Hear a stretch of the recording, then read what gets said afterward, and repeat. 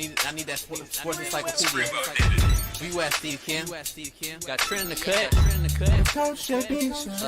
What are you? He's the best. Yeah. He's a master motivator. I'm a master motivator. I ain't no regular ass motivator. I'm a fucking master. Coaches tried to make practice so hard that the game was less intrusive. Like they coached you that way. Like people think, well, they were just yelling.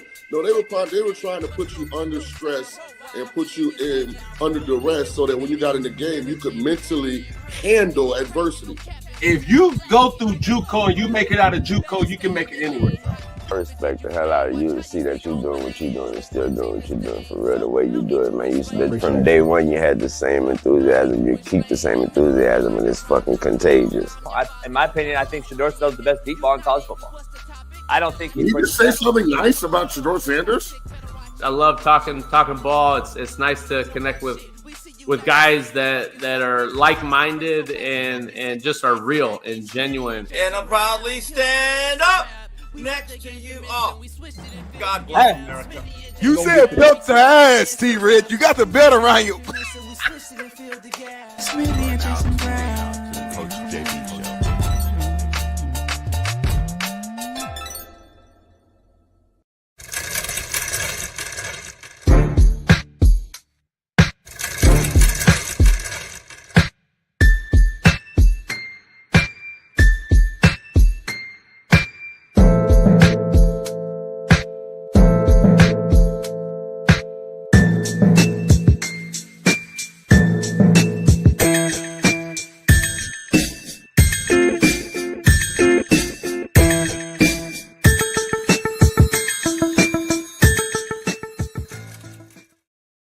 What up? We are in the building, back again, live. Talk That Talk Tuesday. So talk, and I will talk back. We are the first thing up and running, the realest show on planet Earth. Pound that like, subscribe, become a member. This show is powered by BetUS TV. And make sure you head on over to skyboxsports.com if you want to get one of these tickers behind my head that is so eloquently flowing across the backdrop. Skyboxsports.com. Use my promo code Coach JB. Get you 10% off. But this show is powered by BetUS, so make sure you head on over there for all your betting needs.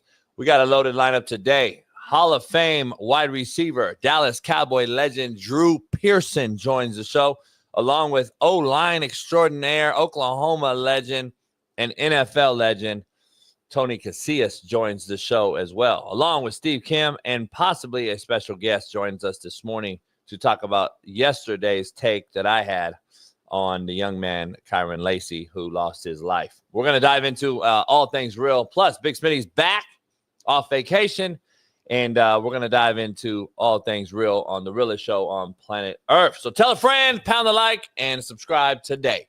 Shedeur Sanders and Travis Hunter, have you seen on the thumbnail, are having their respective jerseys numbers 2 and 12 retired by the let me say and be honest, not the University of Colorado, but their daddy, Deion Sanders, the father of Shedeur and the mentor or father figure of Travis Hunter, plus a very popular head coach who is worth the money they are paying him to bring in crazy amounts of money, viewership, and increase win total in Boulder, which he's done.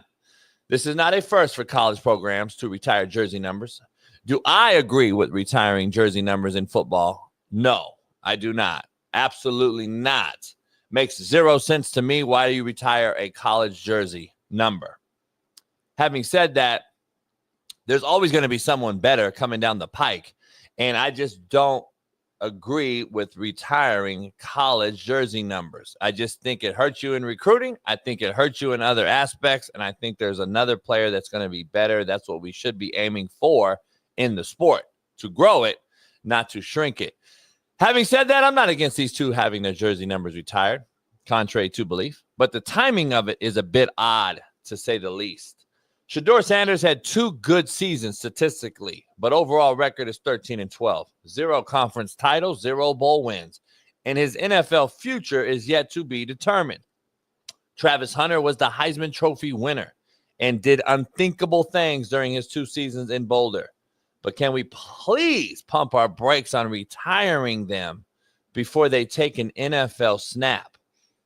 Darian Hagan, arguably the greatest QB in school history, won a national championship. His number 3 is not retired. And neither is Cordell Stewart, who is Slash himself. So no, to me, this is bad timing. And that's all I'm going to say on it.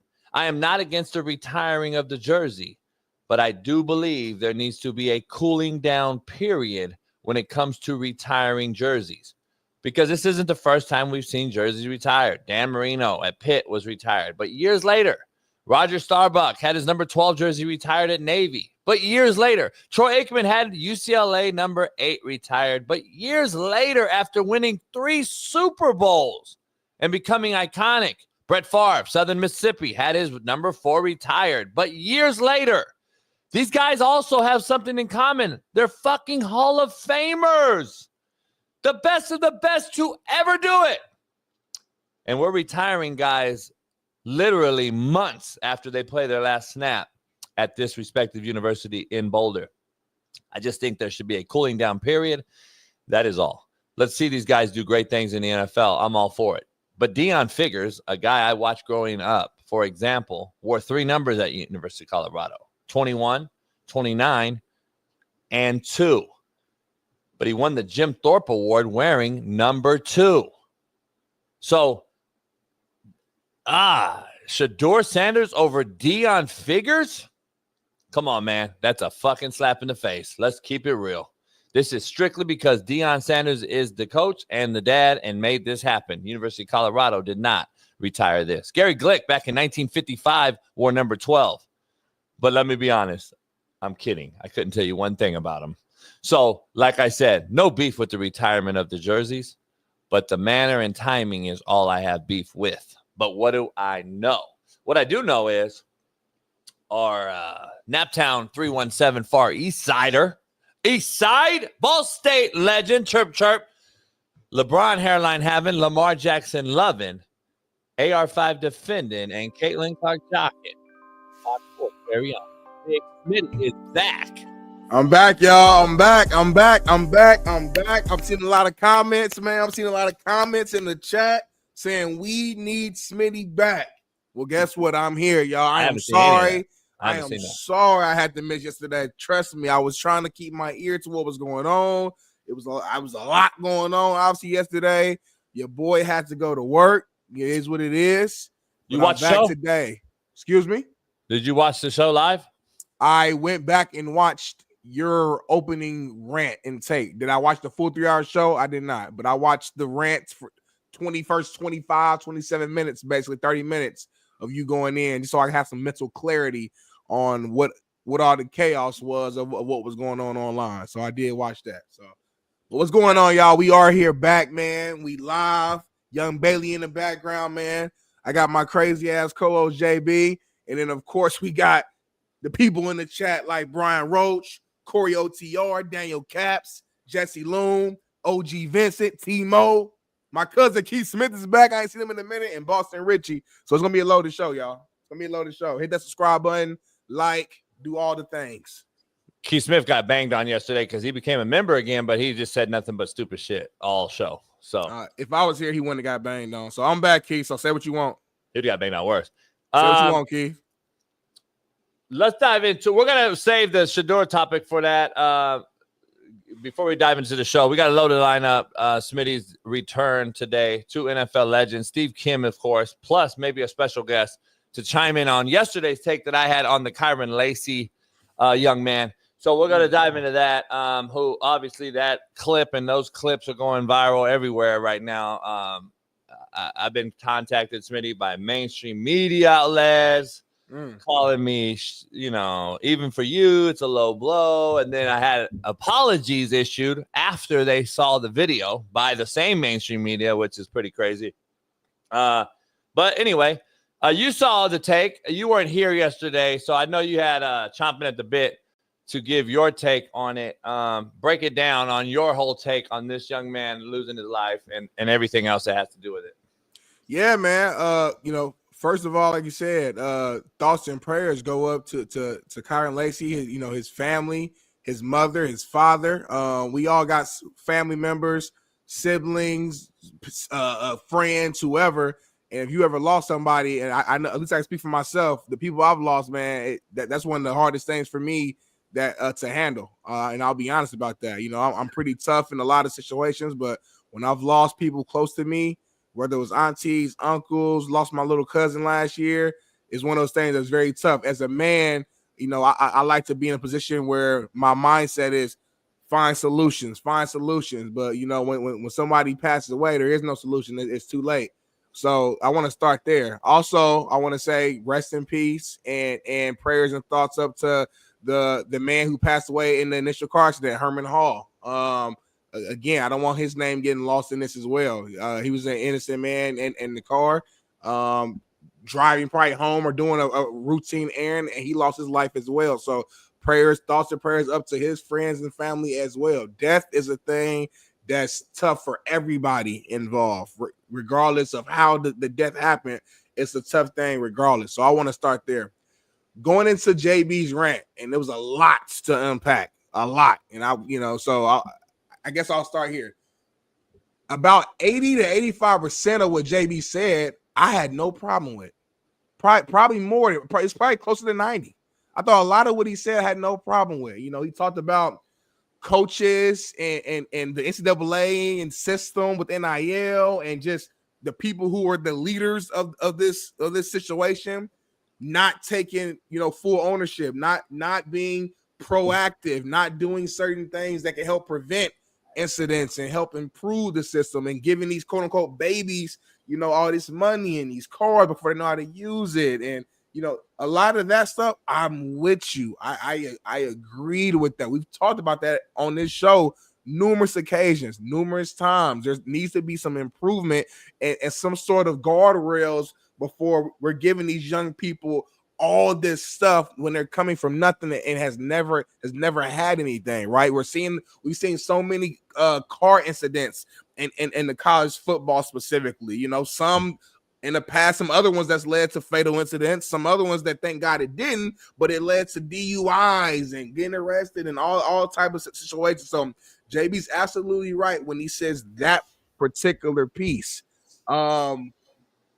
But the side that I cannot agree with, and I've told JB this and Bailey in our group chat before I even had a chance to come on, was regardless of what your full take was, you never, in my opinion, use somebody's death as a way to draw attention to anything. We all try to come up with trendy thumbnails and titles to get more viewers. That's what we do as content creators. But in my opinion, there's a line that you don't cross. And having a thumbnail with a picture of the young man who had just passed away 2 days prior that says coward at the bottom. Not only that, if you go to the Coach JB show with Big Smitty's actual Twitter page, it's literally said Kyron Lacy is a coward. So it's the thumbnail on top of the actual statement itself of saying he is a coward. There has to be some sort of empathy, sympathy, and some sort of respect for those who are still here. Regardless of what you take, 90% of it can be good. But once you go into calling somebody a coward because they took their own life, that's where I got a problem. Now, listen, am I surprised JB said it? No, because we've had previous topics in which we've talked about the topic of suicide, and JB has made his statement known previously that he believes people who do this are cowards, and he explained it. And I understand to an extent what he's saying and why he's saying it. But again, you got to think from this perspective. If this young man's father or mother saw this tweet, saw this post yesterday, saw this thumbnail, how do you think they're feeling? If tables was turned and you had somebody in your family who did this, and then you saw a blog or a popular podcast or a show say so-and-so is a coward, how are you feeling? So for me, it's one of those things where it's like it was more disrespectful, in my opinion, than anything. It was the disrespect that rubbed me the wrong way. You don't do that. You don't do that with the timing. You don't do that from a standpoint of us trying. And again, I want to get all the views in the world. We talk about that all the time. But to me, that was the line. I'm like, man, we shouldn't have crossed that. We shouldn't have crossed that. And on top of that, to my knowledge, you and I don't know this young man. You got people that know him and maybe gave some information, but to my knowledge, and if I'm wrong, cut me off. But I don't think you and I know him. So to call somebody a coward who we don't know, to me, is another problem. Now you're saying it was a cowardly act, but no, you literally said Kyron Lacy is a coward. That was the statement. So words matter when we're talking about certain sensitive topics. Words do matter. It's not a situation where, well, you knew what I meant. No, with this, you think what you say what you mean, and you mean what you say. So when you say somebody's a coward, stand on that, what you did. But my thing is how we stand on something when we don't even know who the person is. It's like me calling some random dude down the street a coward. I don't know who this man is. I don't know his history. I don't know what type of battles he's been through, what type of good things he did. I have no idea. We can disagree with the action of speeding and serving lanes 1,000%. He was 100% wrong. My only pushback with that, it's not really pushback. It's just a real statement. We talked about it on this show before. When I was younger, I know I sped before. I've been in the car with a friend that sped. I know JB has admitted to speeding before. Thank God when we did it, it didn't end in a reckless situation. Only reason why I'm bringing that up is because let's not act like our shit don't stink either. Let's not act like we haven't done stupid shit when we were 18, 19, 20 as well. Thank God it didn't end in tragedy. So all I'm saying is, in a nutshell, to call somebody a coward who we don't know, number one, who two is not here to defend himself, and three, it just happened like 2 days ago, and he has family, friends, all these people just going through this loss, and they got to go online, and probably, I'm guarantee a good amount of them probably saw this, that Kyron Lacy is a coward. The disrespect of that, and the feeling that I could imagine how I would feel if this is my cousin or my brother or my son, and I saw that, I'm going at you. I'm going at you 1,000% because it's disrespectful. And the JB I know, he can say what he want on here. If JB had a close homie or a friend or something that, for whatever reason, went through a tough mental spot and they took their own life, and 2 days later you saw somebody on here calling them a coward, the JB I know is banging on them. Ain't no questions asked. You might pull up on him if he's local. So I'm just saying we can't be that on one side, but then the tables is turned when it's somebody who we're not connected to. So that's my overall take. At the end of the day, I know where JB's heart is, though. With all that being said, I know JB, in the grand scheme of things, cares about these kids with everything he has as being a long-time coach. And in the grand scheme of what he's saying is, let's help these kids before they get into incidents, which I agree with that. I just did not agree with the specific coward piece. That's the 10% of what you said that I disagree with. And I wanted you to get your piece out, so that's why you didn't hear me say a word. Good take. And that's why we can disagree on this show. It's the realest show. I got a question. What was the thumbnail about the 78-year-old Marine that got killed? Did you see that thumbnail? Oh, I know. That's my point. Where was his thumbnail? Why aren't you mad about that, though? There's nothing to be mad about. Why aren't you mad about the lack of a thumbnail for the 78-year-old that died, homie? There's nothing to be mad about. Oh. So let me ask you this. We can use the prank thumbnails, though, to beat up old people and disrespect people on prank videos, and it's cool. We laugh about that, right? It's okay. I just want to be put this in context, homie. I want to make sure we're not hypocritical on the show. So we can use murder thumbnails to show motherfuckers getting smoked every day in the hood, homie. But we can't say coward to make a bigger point about something. Because the thing that I know is this. You use something to gain traction to get your message across, which is what happened yesterday. Because if I didn't say coward on there and I just said lost too soon or something, nobody saw that video, homie. That's why I did what I did. The messages needed to be said, and I had to do that shit to get the message across, which a lot of you youngsters will never understand. But I don't see anybody out here pissed off that the 78-year-old Marine who served 2 terms in Vietnam didn't have a motherfucking thumbnail made for him. It's ironic that I didn't see nobody defending that shit, homie, and fuck color and race. This has nothing to do with that. Yeah, not chat. At all. And I'm not talking to Smitty. I'm talking to everybody out there that wants to bring in color and race. Has shit to do with it. because I've had young black males killed under my watch. So the fact of the matter is, I know a man that actually recruited this young man. I've talked to 2 of his cousins over the last 24 hours because, like Smitty said, yeah, you did see a lot of people. A lot of people did see it. It's actually going out there right now around the universe. So the fact of the matter is, this kid, at the end of the day, left a hell of a burden for his mother and father and other family members to now deal with, which is what? Cowardly. And I made the whole point of he was taught how to do that by cowards, not his parents. I think his parents have done a great job. Everything I've heard from his parents have been they're great parents. But the adults in the room was the message to everybody that I wanted to get out there. And that's the point of this whole matter.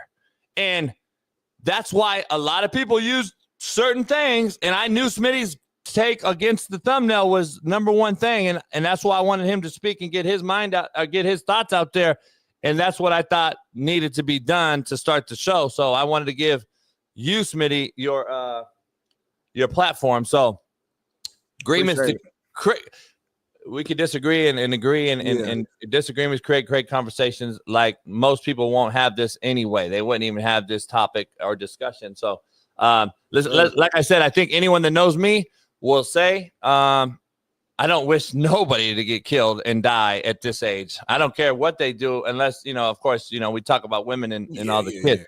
But like, unfortunate kid lost his life. So did another older man. And the older man has kids, though.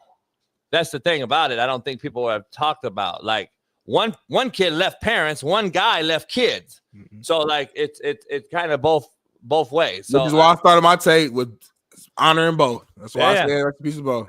And like I did the same yesterday, and that's why my whole thing was like, it's a shitty situation, but I don't think anyone wants to talk about it. Everyone's fluffing around it when we have a major problem out here. Like, this is a major problem with the youngsters in this society. Like, we got a kid that brought a knife to a track meet that you addressed on this show. Like, the fact of the matter is, you brought a knife to the motherfucker. Like, back in the day, at least Smitty and I, if we did have beef later on, we were going to chunk him. I wasn't bringing a knife from the house. That's premeditated. I'm looking for beef. He got a bond from $1 million to $250. That's a whole nother thing. I don't want to dive into that, but that he got released on a lower bond yesterday. I got read up on it.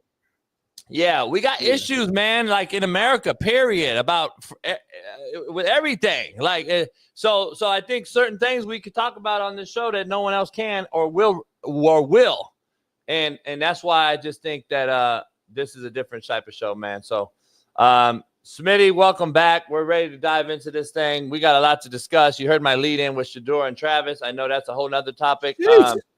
And I'm glad to get that done. We didn't get into some Masters talk yesterday. You and I both had horrible outings. We did. we had horrible fucking outings with our picks. I mean, somebody online on Twitter was like, "Listen, I love you guys, but I will not be taking golf advice from you guys ever again." Yeah, I had Patrick Reed at least in the mix of it. And then I thought he was gonna come back. Hey, your boy won it all, though. Your boy who had a therapist walking around with him and who we joking about. The crazy part is he might go on a Tiger run, because what's in between our ears in professional sports, is number one obstacle. Because the talent been there. We've been on that. The talent been there. Yeah, he's number one ball star. Like, he's unbelievable talent. Like, he's Tiger-esque. Not quite Tiger. He's very close. He's like skill set wise. This is coming from Pat Perez, guys that know him that don't even like him. Like, Pat and them don't fuck with him. Like, we don't fuck. But skill set wise, you can be real though. Yeah, you can be real. Skill set wise, the motherfucker is unbelievable. But the thing is, now that he got it done, he might fuck around and win 4 or 5 in a row, Smitty. I'm going to be honest, because now that you get that, it's like you get that nut out when you're young. I don't know. It's going to be interesting. Let's dive into the quote of the day, though, brought to you by BetUS TV. And then I'll swing us back to the poll question, which will be in my lead-in. What they hate in you is missing in them. That's a powerful one. It's short, but it's powerful. It's kind of like a quick jab, a stiff jab though, not a quick one, a stiff jab to your nose. Like, what they hate in you is missing in them. It's just one sentence. It's just real fast. If you say it real fast, you won't even catch it. Let me see if I can say it fast. What the haters do is missing in them. Ooh, wee. Because you could say it slow and put a comma in there. What they hate in you, comma, is missing in them. But if you say it fast, you don't need no comma. What they hate in you is missing in them. You don't need no comma in that. I like that, homie. Yeah. What they hate in you is missing in them. I might put on a shirt, might put on a t-shirt, sell. It might be on Coach JB store today, along with all the other merch we got on there. Yeah, probably put on there today. Bailey will make me a whole graphic. Contrary to belief, brought to you by BetUS TV. A client will become a friend quicker than a friend will become a client. Contrary to belief. Friend. Ooh, that's powerful. A client. So somebody supporting your business, your thing, will become a friend quicker than a friend become. Ooh, that's deep. I had to read it again. That's deep. That's my own homies who don't like be supporting you fully. You got to take. That's my own take. I got a personal. That's why I made that take, because I just saw it become real over time, and I made that up. I said that to my players before, my coaches, assistant coaches. I used to use that one, and I had to go back in the archives. A client will become a friend quick. You're home, Smitty. Okay, I brought out Slapdick whiskey. You bought nothing but Ciroc. Right.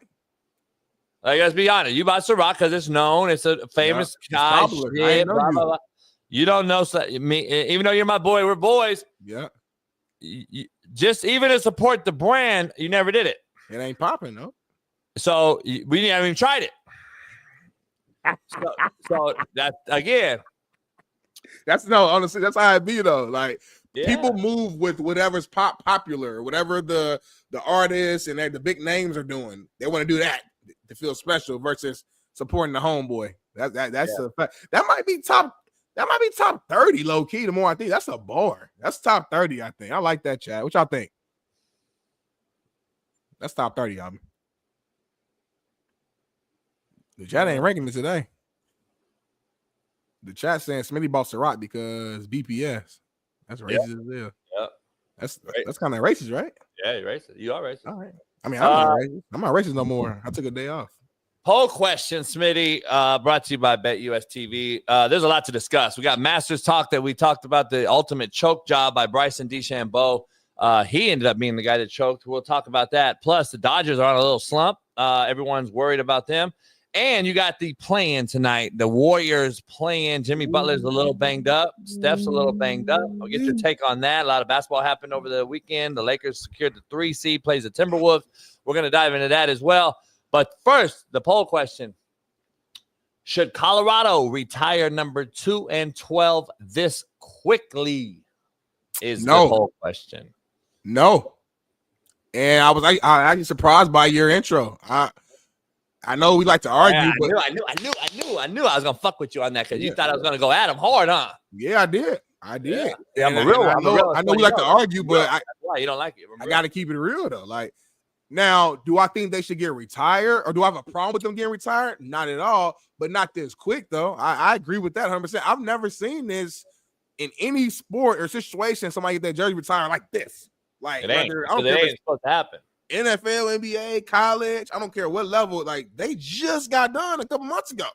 And they're already getting retired. It's crazy. Like, now I'm glad. Smitty, you're growing up on the show. You're growing up in front of us. I'm just a realist. I'm always like this. I've been like this. I'm always like this. I just keep it real. I'm balanced. I'm balanced. I'm the non-emotional guy on the show. So whatever the topic is, I give us the real. You give us the emotional side. I give us the real side. And just so happen your emotions is on the real right now. So you're even killed, which I appreciate. You give us the left side. Well, you know what I'm saying? So, if they get it retired in 5 years, cool. You know what I'm saying? But to your other point, too, they need to do some backtracking and get some other legends retired, too. Cordell should have been retired. And again, that's not Deion's fault. He just got here. I'm just saying, if he has some sort of power and influence, which we know he does, I think if we're going down the route of jersey retirements, let's look at some other legends who've been there and did it at a high level, won bowl games, broke all-time passing records, and you know what I'm saying, big-time legendary plays, miracle at Michigan or whatever. Like, let's get those guys retired too, just so it doesn't look because it kind of looks bad a little bit, right? It looks like, oh, okay, the only reason they're retired because these are Deion's boys, even though Travis Hunter ain't his blood son, that's his son basically, right? So it's like, oh, he's Deion's guys. So just to make it all make sense, if we're gonna go this route, all right, cool, but let's go ahead and expedite Cordell, Darian Hagan. Let's get that stuff fixed right now too, because it's some guys who already did it at a very high level who should have been retired as well at the program. So that's where I'm at. No problem with it, but it is too early. It feels weird. Somebody in chat tell me, has there been a time when a school, a professional team just immediately got retired like this? I'm sure there's probably one example. I just can't think of it. I looked up last night. I haven't seen it. Unless there was a death where USC, a kid out of Canyon Springs High School, right in Moreno Valley. Mm-hmm. Pete Carroll had a big-time linebacker recruit, and he died. He drowned in Huntington Beach. That's a little different, though. Yeah, young brother, man. I knew his whole family drowned. I was recruiting a couple other kids that didn't qualify. He was going to SC and headed to SC. That's the only real time I know. In the chat, Bailey said Caleb. In the chat, I'm trying to think. So Caleb just got retired at SC, Bailey, or immediately? Huh? We probably talked about. I probably just forgot. But that's another thing where I don't agree should have been that quick. You know what I'm saying? Again, he's a Heisman winner. So I know at USC though, I've been told like if you win Heisman, then you getting your jersey retired. Like I think he's not even an SC guy. But he won Heisman there. I get you, but he won Heisman. I talked about this last week. I'm like, dog, we get kids to come into your school after 1 year and win a Heisman. He was over 2 years, though. 2 years, won a Heisman. But he won the Heisman in year one. Yeah. So, like, that's my thing. I'm like, I don't know. I know it feels different, And you got to think, though, JB, like, in today's era, it's not going to be a lot of kids that's been at one school for 4 or 5 years anyway. So, like, you're going to get more of these guys who've been there for 2 years, balled out, got retired, or, you know what I'm saying? We're going to hear more of these stories because guys don't stay at schools for 4 or 5 years no more. That's a rarity if you see that. I just don't get it. I don't understand. What is Deion's number? What was Deion's number in college, you know? At Florida State? Yeah. Wasn't it 2? Yeah. What you saying? Anyway, here's the thing, man. The bottom line is what you saying now? What you saying when you said that? None. Here's the thing. There's guys like Chad Brown and like fucking there's legends that aren't retired there. Not even the obvious and Darian and Cordell. But like they are in the Sports Hall of Fame though there. I did look it up. Yeah, Eric Bieniemy. I mean, look at the guys that went there. Rashawn Salam. Here's the issue I have. What are we retiring them for? Darian won a natty and is not retired, but we're going to retire a guy who's 13-12, 0 conference titles, 0. This is, again, proving my point in regards to everyone deserves a trophy. Like this, what are we giving out? Just anyone gets this now? Like, here's the thing, Smitty. I'm going to be honest, and I let in with this. The overall picture of things, I don't agree. I don't agree with retiring college football numbers anywhere at any college. I don't agree with it. I think it's crazy. I think it hurts recruiting. I think it hurts. I think it hurts because I hated it because I'm like, well, because I know kids for sure that'll be like, I want number 2, homie. Yeah. That's a good number, right? I think it hurts recruiting. I think it hurts just overall legacy. Like, there's going to be a dude better than Shedeur that comes through Colorado. And I'm just saying there's going to be a guy better than Darian and Cordell and Chad Brown. They deserve to wear the number they're supposed to get. Like Jimmy Smith, guys that played there. I don't agree with retiring college numbers. I don't agree with Dan Marino, Brett Favre, Roger Staubach. The list goes on. Troy Aikman, fucking Caleb Williams for sure. All these guys. Reggie Bush? Nah, like I don't agree with any of it. Not in college. Now you go and have a Hall of Fame NFL career. Why don't we just hang their jerseys up? Like I don't understand why we have to. get them out. Like I see what you're saying. So like you don't mind the acknowledgement. It's the standpoint of like we're literally stopping people from wearing this number. And from a recruiting standpoint, it's college, Smitty. Yeah. It's like college football. Like why are we? I don't understand. Like you're limiting numbers in college football, like for the future of forever. Like to me, it doesn't make sense. Now, I know what you mean because like let's say Shedeur, he wore number 1, which we know like number 1, 0. Those are really popular numbers, right? Like in college, or it used to be when I was playing. You retire number 1, so no one can ever wear 1 again. That's like crazy. Like is Cam Newton retired at Auburn? Ooh. I don't know. We have to look that up. It's like there's so many cats I can talk about. Like, is Marshall Faulk retired at San Diego State? Right. Is Tebow retired at Florida? I don't know, man. But how many guys do you retire before you're out of numbers? Right. That's what I'm saying. Because you always want to have a 5-star guy balling out in college. It's different. You know what I'm saying? Like, what is the justification for retiring these 2 guys 3 months after the season in Colorado? I just want to know what they did to earn it. I get Travis won a Heisman. I get Travis did unthinkable things that we haven't seen. I think with Travis, like, it's a little bit less of an argument, only because of all that. But still, look, I'm not going to wish that they're bust. I'm not wishing that on any kid. Yeah. Whether I like their antics, whether I think they're cocky, arrogant, I don't give a fuck what you think. If the kid's a baller and goes out and ball. I really don't care. But, like, let's just play devil's advocate, knock on wood, because I'm not hoping this. But if these 2 are not very good in the NFL and they're just average of the mill, run of the mill guys, are you really going to look back and say, fuck, man? First of all, they were not original Boulder, Colorado recruits. They go there in a mercenary era because of this NIL and social and transfer portal. And not their fault. It's the rules. Yeah. And then they go to the NFL and aren't very good. Is this retirement really going to carry weight? Like in 5 years? Well, at least they came from like another, like, division. Like it wasn't like they went from like, Arkansas or USC to Colorado. Like they went from but I'm just saying their record. Like, but they didn't get anything. They didn't do anything that's noticeable to really be like, oh shit, they won it all. Or but I mean, they didn't even retire the guy that won it all. Darian Hagan's not even retired. And the number 3. There's zero consistency as far as what goes in the process. I think it's a Deion deal. It's a father deal. I get it and all that, but and then Belly said in the chat either Tebow no, Cam Newton no. So like this ain't even so it just it maybe it's not a thing. They won natties. Yeah, like all-time greats right there. Like them are like, I mean, they talk about those 2 as far as in the top 10 quarterbacks college football history. Ever. Yeah. Vince Young, fucking won a natty. Matt Leinart. Is Matt Leinart retired at SC? Caleb Williams is, but Matt's not? Well, Matt won a Heisman. He probably is. I think at SC, if you win a Heisman, if I'm not mistaken, you get your jersey retired. I think that's what I've been. Didn't somebody just told me that. Didn't somebody just wear 11? I might have told me that low key. I think if you win Heisman at SC, you jersey retired. I think.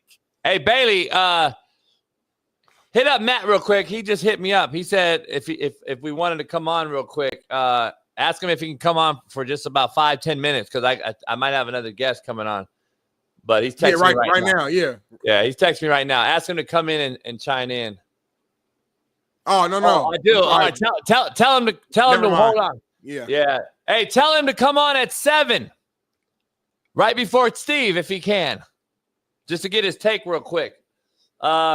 Listen, real quick. I wanted to bring in somebody.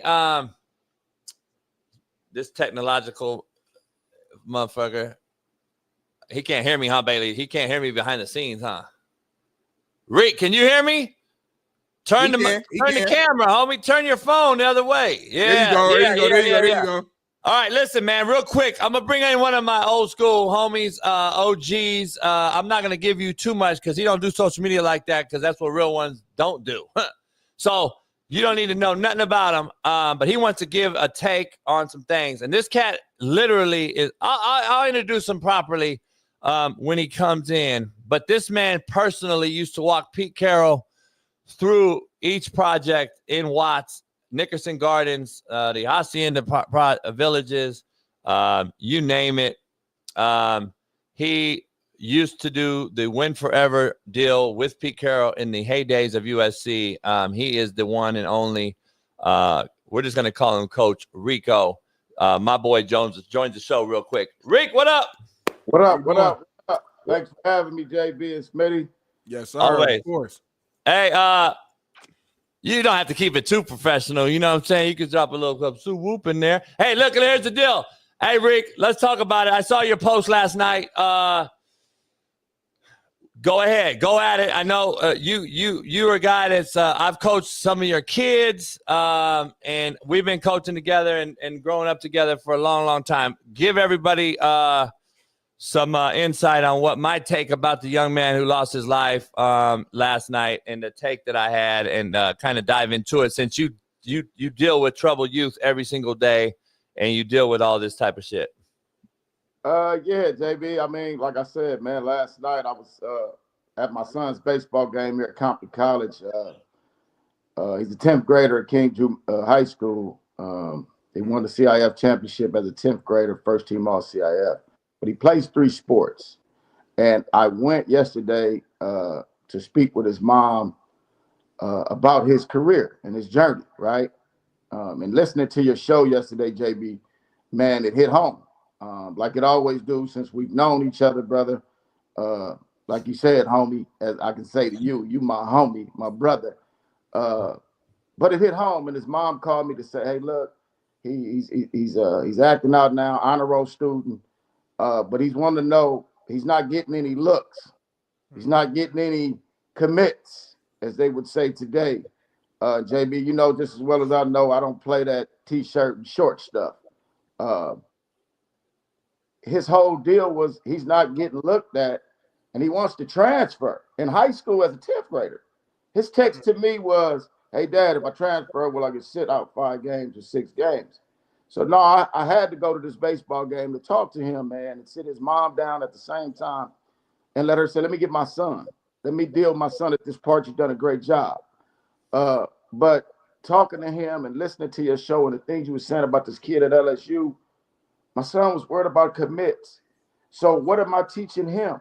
I'm a coach. For 20 years, I coached with JB 4 or 5 years. And, you know, we did it to the degree where they respected us. They came through you, JB. They listened to you. They loved you. And I was thinking about the scenario, JB, as I was talking to my son. I said, man, JB coached at a school out in Long Beach, had to play against Long Beach Poly and all those other powerhouses JB would schedule. And no kid came in talking about no money. No kid came in worried about nothing but getting to the next level and wanted JB's program to get them there. The parents at the time came through and listened to Coach JB, where you got these guys out here today selling this NIL, this collective bargaining, and you go all the way back to the heydays of Miami. They've allowed them into the game, and now they're parenting our kids without us parenting. And like it's not gonna happen with me because I'm boots on the ground, like I am in the community. You know what I'm saying? And I fight every day in this community, getting calls of a 13-year-old girl getting killed, getting calls of this gang member shooting out at the New Year's Eve party. You know, at the end of the day, it's about us parenting these kids the right way. Me and JB spend timeless hours coaching up other people's kids, and we enjoy it. We didn't get paid the big bucks, but now if me and JB was to go back and coach, a kid is gonna ask me, man, I need 30,000, I need 40,000, or I'm going over here to Long Beach Poly, or I'm going over here to Modern Day, or I'm going over here to St. John Bosco because they're giving me 60 and 80. They buy my mama a house in Orange County. That's not right, bro. At the end of the day, me and JB been coaching all our lives to save kids from the Youth Authority, the Los Patrinos, the 4 yards. I'm gonna get a little wicked there. The 4 yards, these neighborhoods where you go to jail and nobody send you a package, where you go to jail and nobody reaches out for your kid, but they trying to hit your baby mama. Like at the end of the day, people at the higher ups that's making this thing work, you guys need to reevaluate what's going on. Because at the end of the day, this is what you're gonna have, a circus. But you put people in our game that shouldn't be in our game just because they got some money. You can't, at Pius, I just won the championship and went over there and helped my cousin, Devad Thomas, who's a great young man who come up under me, learned how to coach. He's doing this thing over there. but he can't get a kid to come in. You know why? Because he ain't paying them. Right. And he's at a private school. I mean, a private school, Pius St. Matthias, boys and girls, big population, all sports, honor roll kids. He took 33 kids to the championship, won regionals, and we lost in the state. But how do you compete now? He's 33 kids. I asked him, I said, how many kids in the school today? He said, man, I ain't got but 2 in. JB, me and you didn't have a dime at Cabrillo. I ain't never had dime nowhere, homie. Never, nowhere. I never bought a motherfucking steak dinner. A little less a Cadillac. So kids wanted to come to us because of your coaching skill. When you Rick, more than that though. Real recognize real, homie. Bottom line. If I must say it that way, JB, real recognize real, and we didn't sugarcoat the parents, and we had plenty of single parents. JB, I brought 7 kids from Washington High School. When you talk to people about me, you let them know I'm the one in the community getting the kids, because I don't want them to go through what I had to go through or what the people before me had to go through. It was a little saying that I saw yesterday. They lined up all coaches of kids, and they made them line for a race for $100. I think I saw it on the social media. And the coach said, if your parents paid your tuition at school, take 2 steps forward. The crowd moved. If you never had to worry about a meal at home, take 2 steps forward. The crowd moved. Guess who was in the back of the crowd? The little black kids, unfortunately, to get them papers. So now you get these little black kids this money without any parenting, without any philosophy or programming, and look what happens.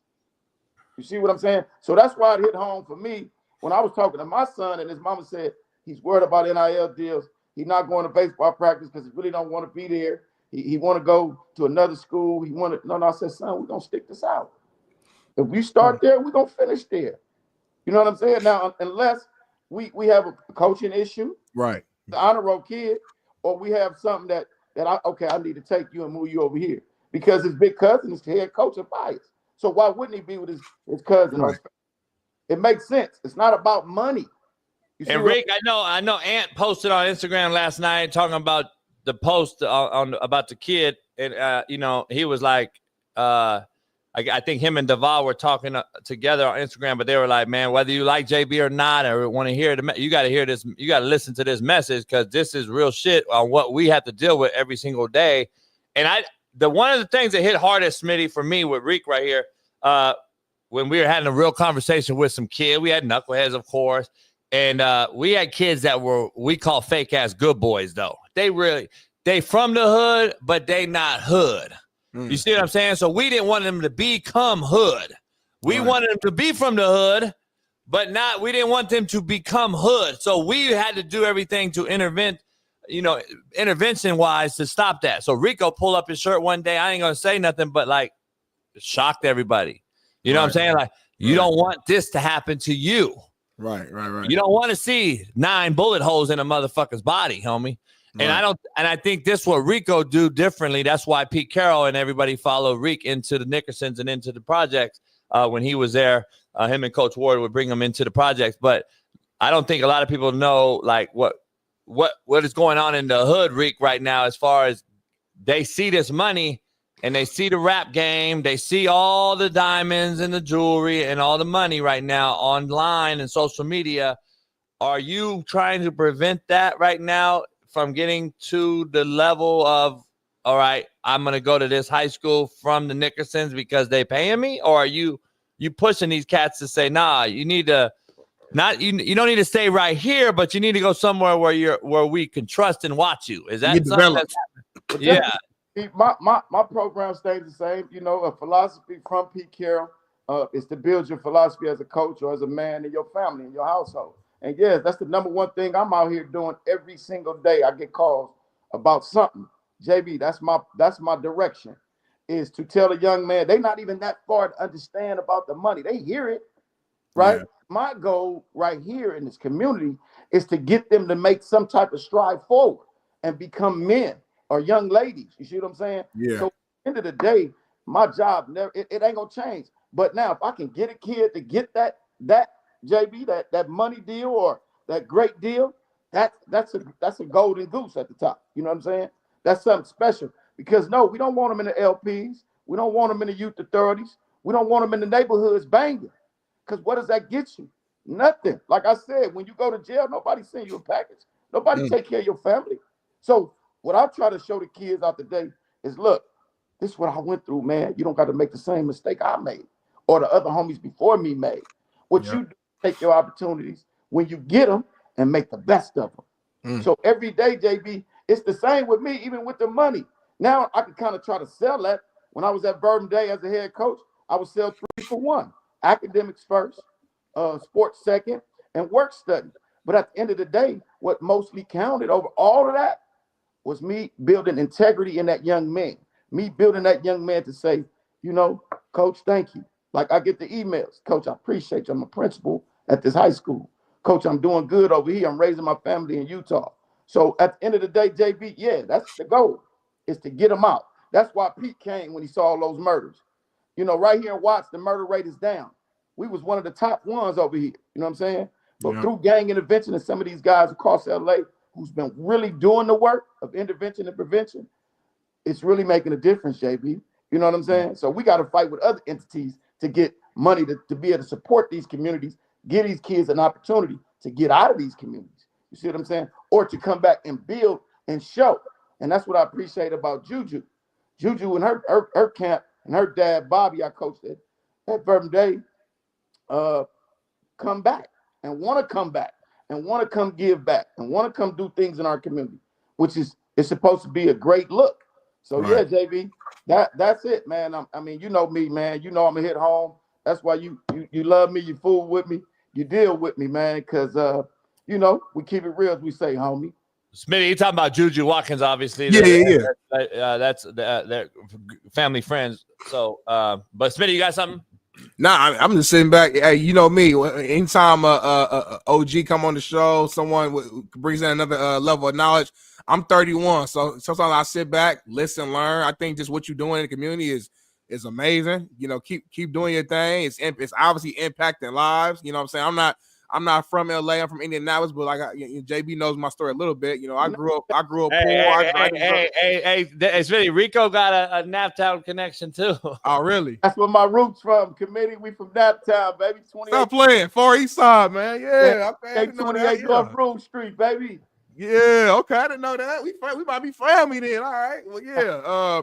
Point being, though, man, what you're doing, keep doing your thing. You changing lives, and that's what it really matters the most. And like I said, money gonna be there for these kids and stuff like that. But the character, the development as a player, athlete, as a man or woman, that's what matters the most before you even get the money. If you get the money without being developed, then we see all type of issues happening. So, I appreciate what you're doing. Hey, Rick, I got a text message this morning from a legendary recruiter in Louisiana, who's one of the best recruiters in America, who recruited the Kyron Lacy kid and actually signed him.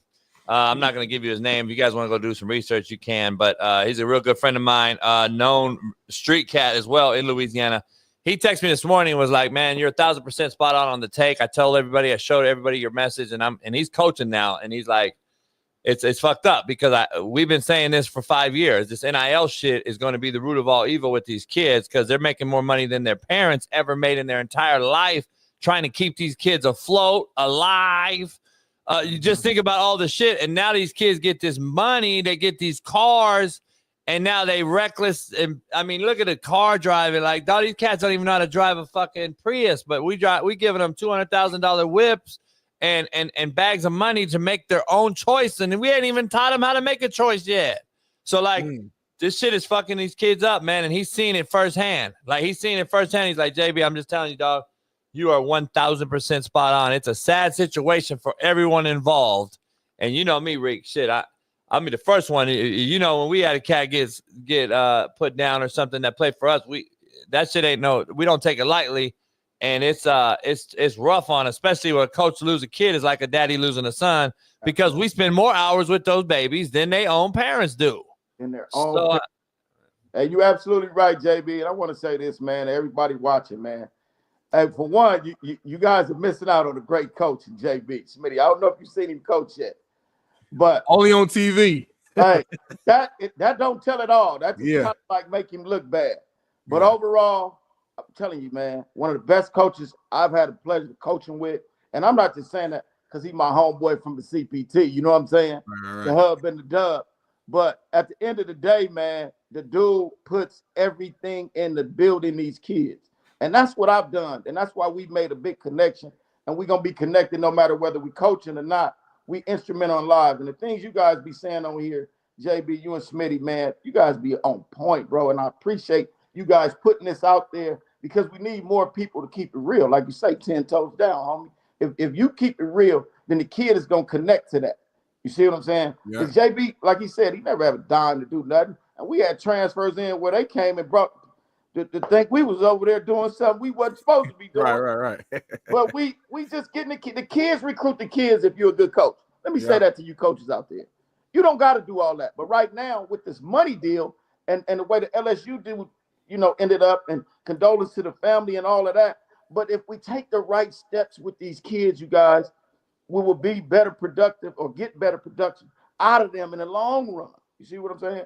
So at the end of the day, homie, it's like what the big homies teaching the little homies. If you ain't teaching them nothing, they're going straight to the 4-yard, homie. No doubt. Yeah, the best, man. Naptown in the building and Compton in the building at the same time, man. Don't forget the W Watts, baby. What's up, baby? Hey, Rick, I'll get at you later on. You got to come out to the crib soon. I got to get on that boat, but I want to sit down with you. You gotta get your black ass on the yacht, motherfucker. We not moving. We gonna stay on the dock. Hey man, 10 toes down with me, JB. We can dock it, but I ain't going in that water, man. Peace, guys. Thank you. All right, guys. He said we can dock it. I feel him right on that. We can dock it. Shoot, just chill, get a drink. Now that's BPS, homie. Now that's BPS. No doubt. Hey, we got Bailey, is he coming on? I think we got Matt jumping on real quick for like 5 minutes to give us his take on this retirement deal. So it'll be good to get his insight, Smitty. That cat right there, a lot of you won't know and all that because he doesn't do a lot of things publicly. But yeah, when you talk about check-in, you can keep talking about checking in and all that shit. You better. There's certain cats you got to check in with. Let me tell you. I'm good out here now. Like I got all the boxes checked now. I'm good. I got people in there. Yeah, because of me. I'm good now. I mean, you played a little bit of a role, but I was already 3/4 cool. Best part people I knew. Now now I got the other side. Now I'm good. You knew them though. They didn't know you. Hold on. Let me drop a gem. They knew OG Rockhead. Let me drop a gem. You knew them. They didn't know you. They knew me, homie. Trust me. Coming to Matt in real quick, Bailey. We got special guest Matt McChesney join us real quick because he was chomping at the bit. Matt, what up, Matt? Appreciate you calling in on this topic. Since we put it on the thumbnail, I know you're gonna go on it later on today on your show. Yes, sir. 0 to 60. Give it to us. What's your take on this? I don't know if you heard my lead. Yeah, I don't know if you heard my lead in or not. I'm not against. I'm not against them. I'm not. I'll give you a summary. I'm not against jersey retirements at all. If other people got it done, then I'm all good. I'm not against these two having a jersey. I'm thinking it's the timing of it. I think every jersey retirement deserves a cool down period for us to see them mature in the NFL at least. I think I've looked at the history. When I see Darian and Cordell and Chad Brown and other guys not retired yet at Colorado, I just have to look at this. And I agree with Darren Cheverini. I didn't see that he posted something similar. I don't know if you saw D's post, but he was like, come on, man, we have to pump our brakes. We haven't even got Darian and Cordell and guys retired yet. This is just 3 months removed from a season that basically you went 13-12, no conference titles, and especially not a natty, and we're retiring you already. You have a different take, I'm sure, because it's more heartfelt. You're an alum there. You wore a jersey there. Like I gotta ask you this. That was kind of my summary. Yeah. I do not agree with retiring college football jerseys at any school. I think it's the worst thing you can do. I just think there's a better player coming down the pipe. I think it hurts recruiting, and I think that there's always a legacy to be had in a jersey. And I think if we take that jersey away, we eliminate that legacy from, and eventually you're going to run out of numbers. Like Caleb Williams getting retired at SC, Matt. The fuck? He wasn't even a real USC guy. Anyway, go ahead, Matt. It's yours. All right. So first off,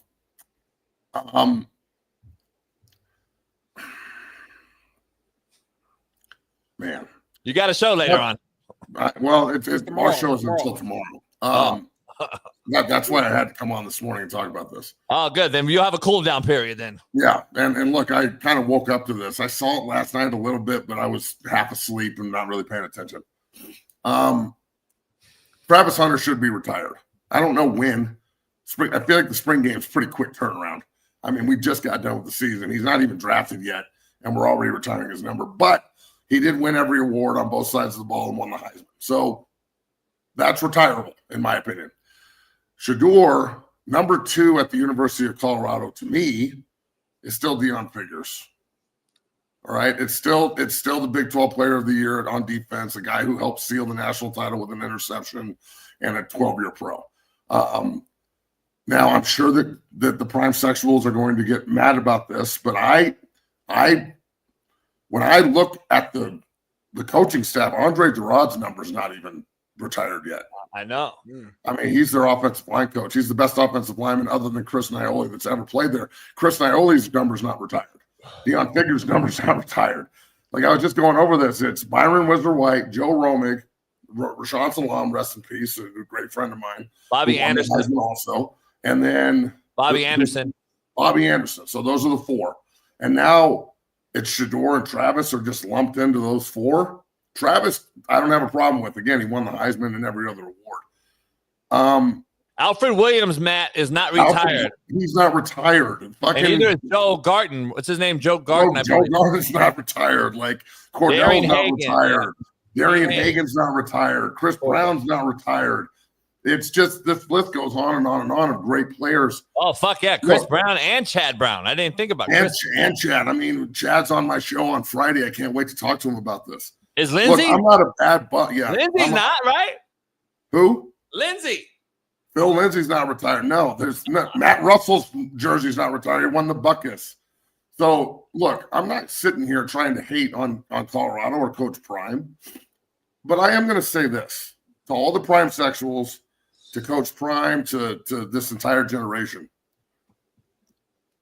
You were not the first people to ever don black and gold in Boulder. You didn't come into, I know that you resurrected a program, but in order to resurrect something, it had to be great once.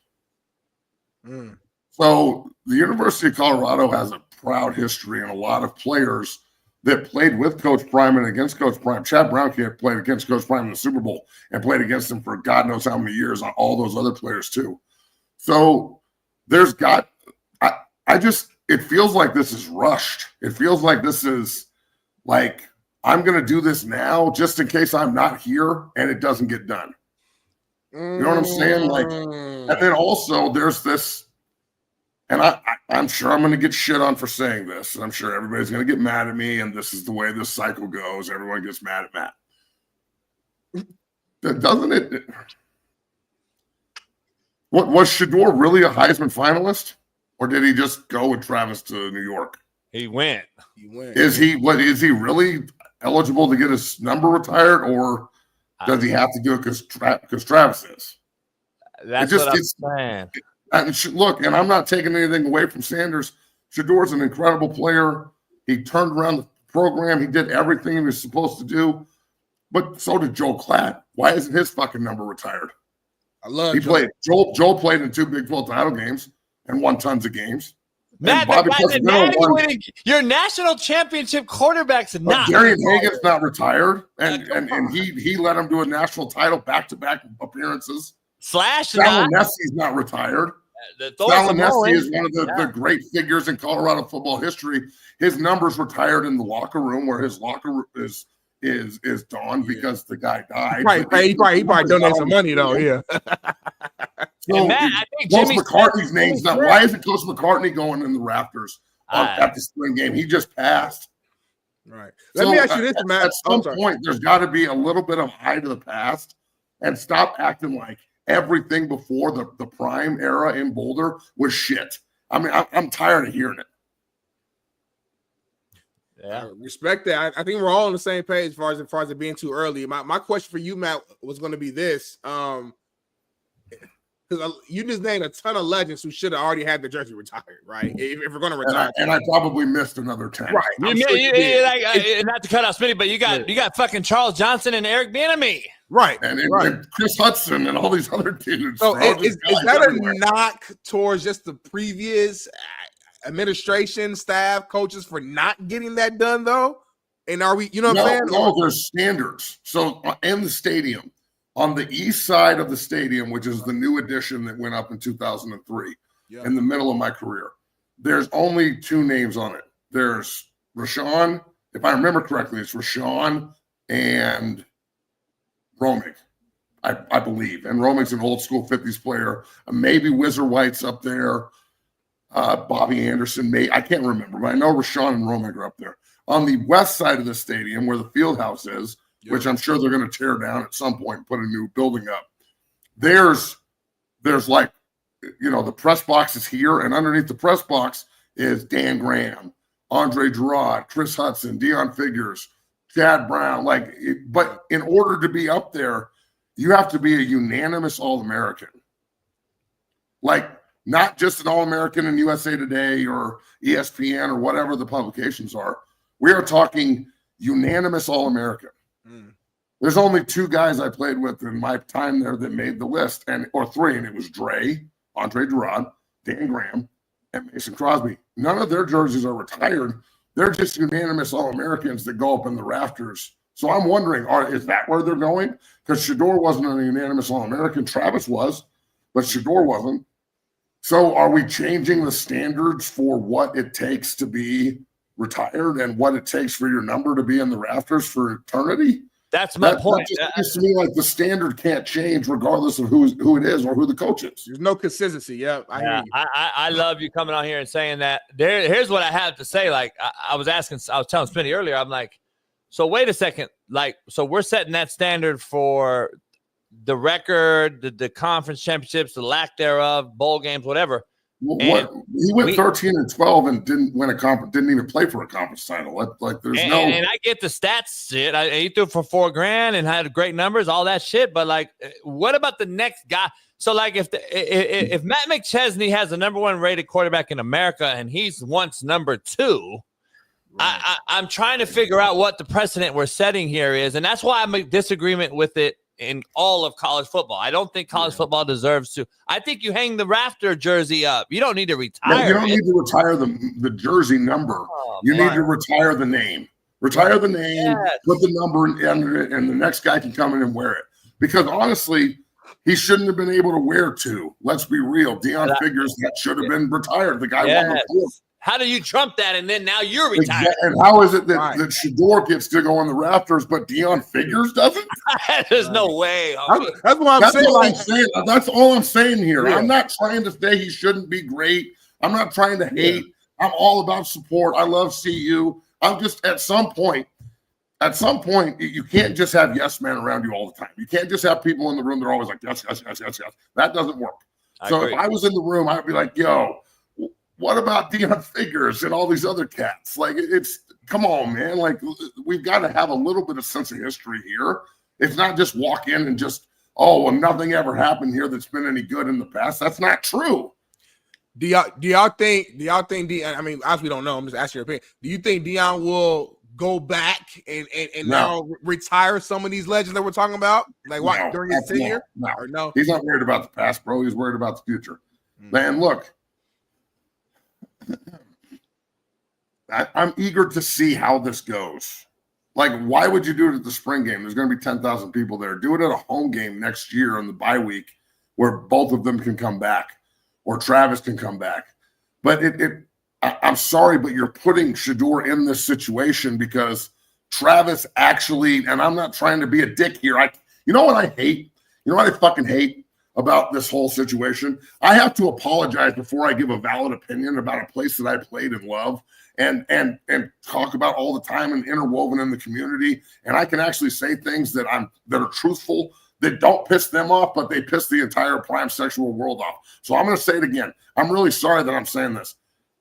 Travis Hunter deserves to have his jersey retired if they're going to retire a jersey. If you're going to retire a number, okay. He just won the Heisman and every award possible on both sides of the ball. That's never going to happen again.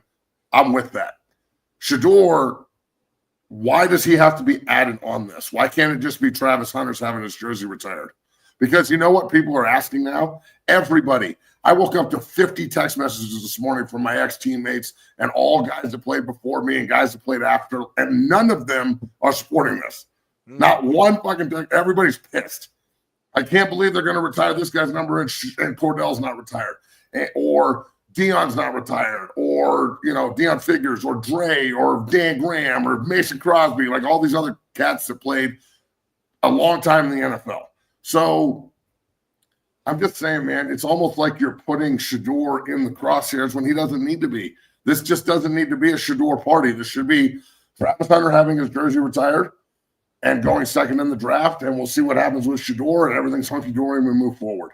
And I would still say you can't just move the goalposts, bro. Yeah, and even if it was just Travis, I would still agree with JB and say it still feels too soon. It's way too early. Even though we agree, it still feels soon. Like, you know what I'm saying? Like, it's weird. Soon, the season, the draft hasn't even happened yet, and we're retiring numbers. Yeah, that sounds crazy. Yeah, man, that.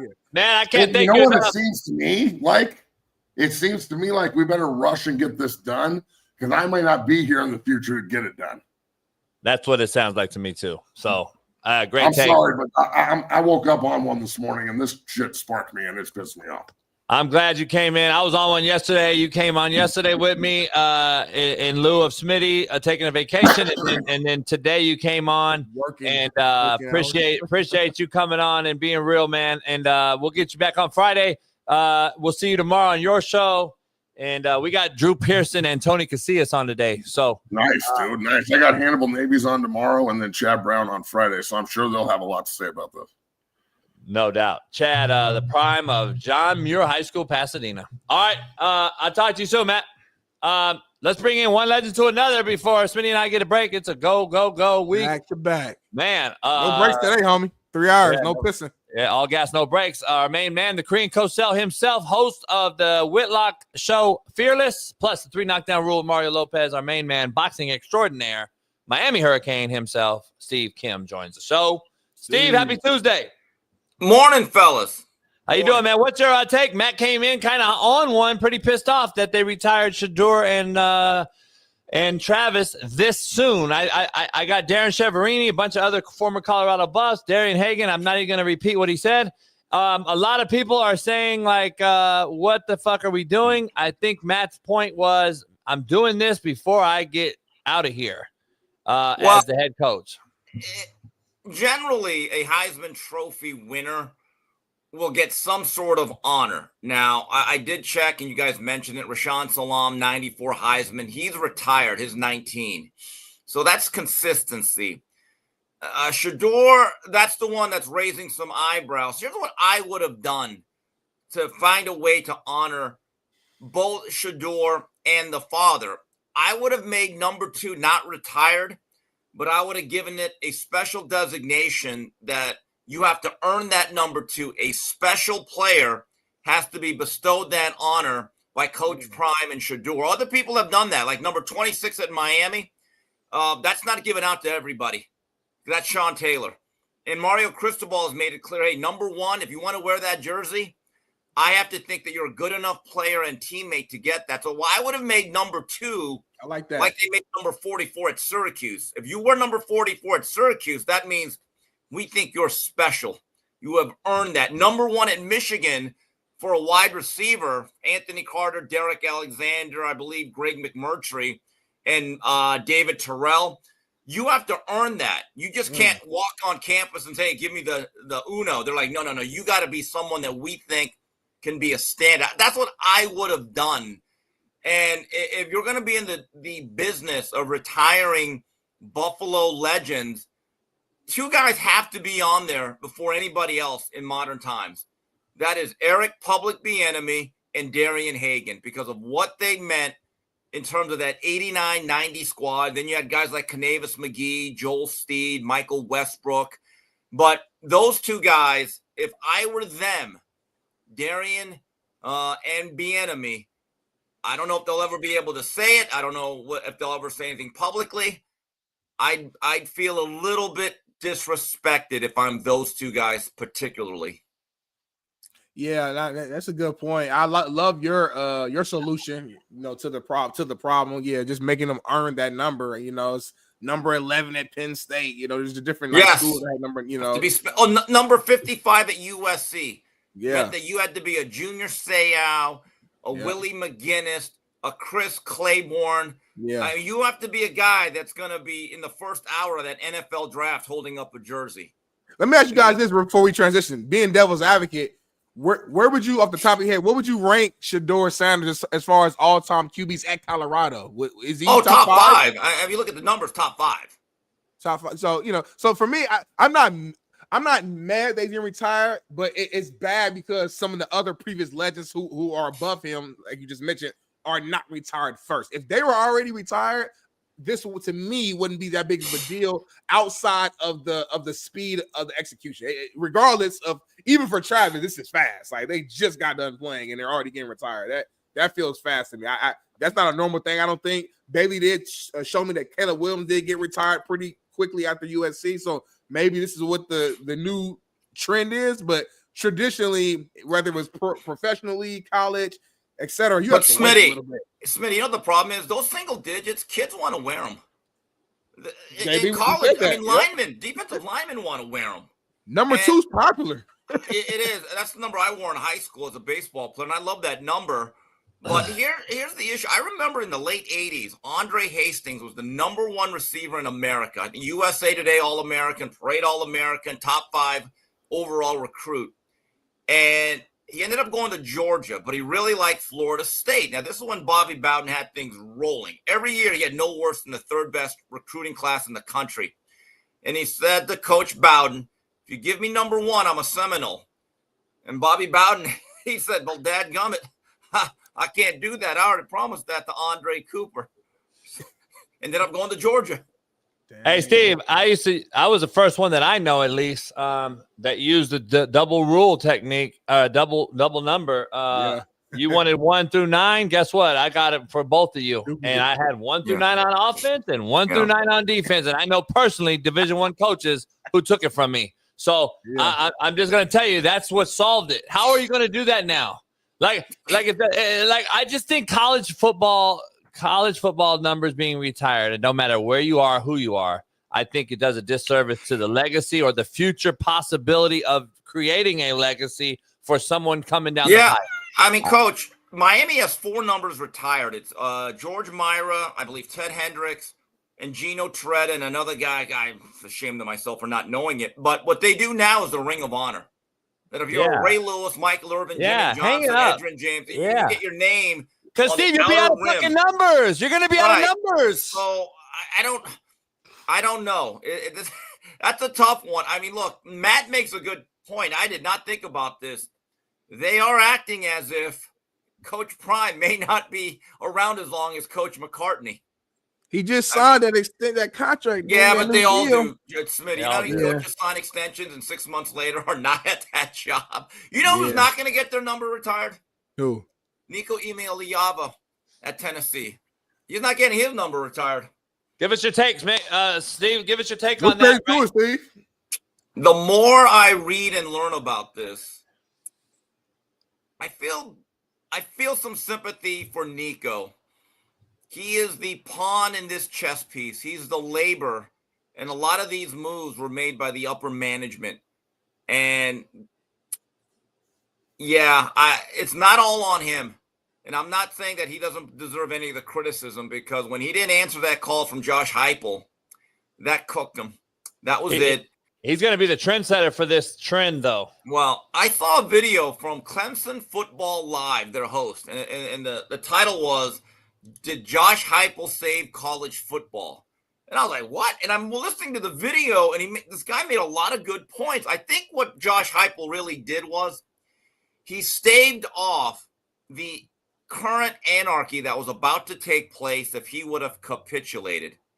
Right. Now, here's the issue that I have with the family and his representatives and his agents.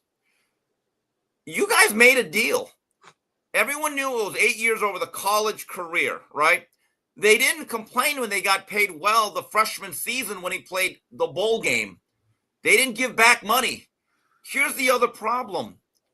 I get that the market changed, but, you know, you were actually getting your money. A lot of kids didn't. The other thing was, and this is important, this is on Nico. He didn't play well last year. He really didn't. If you break down his numbers from the overall numbers to against P4 competition to the SEC and to the 6 toughest games, when people say he was the quarterback of a playoff team, yeah, technically he was right, but the best offensive weapon was Dylan Sampson. And why did they make the playoffs? It's because he had James Pierce and Omar Norman Lott up front. And another guy that's going to be drafted. Here's the issue, That's though, why. and I've been telling Smitty this for a while, and I've been on this tip for quite a while. We just had one of my boys in here, or before Matt, Coach Rico. You met him, I think, Steve, here at a party. But here's the thing.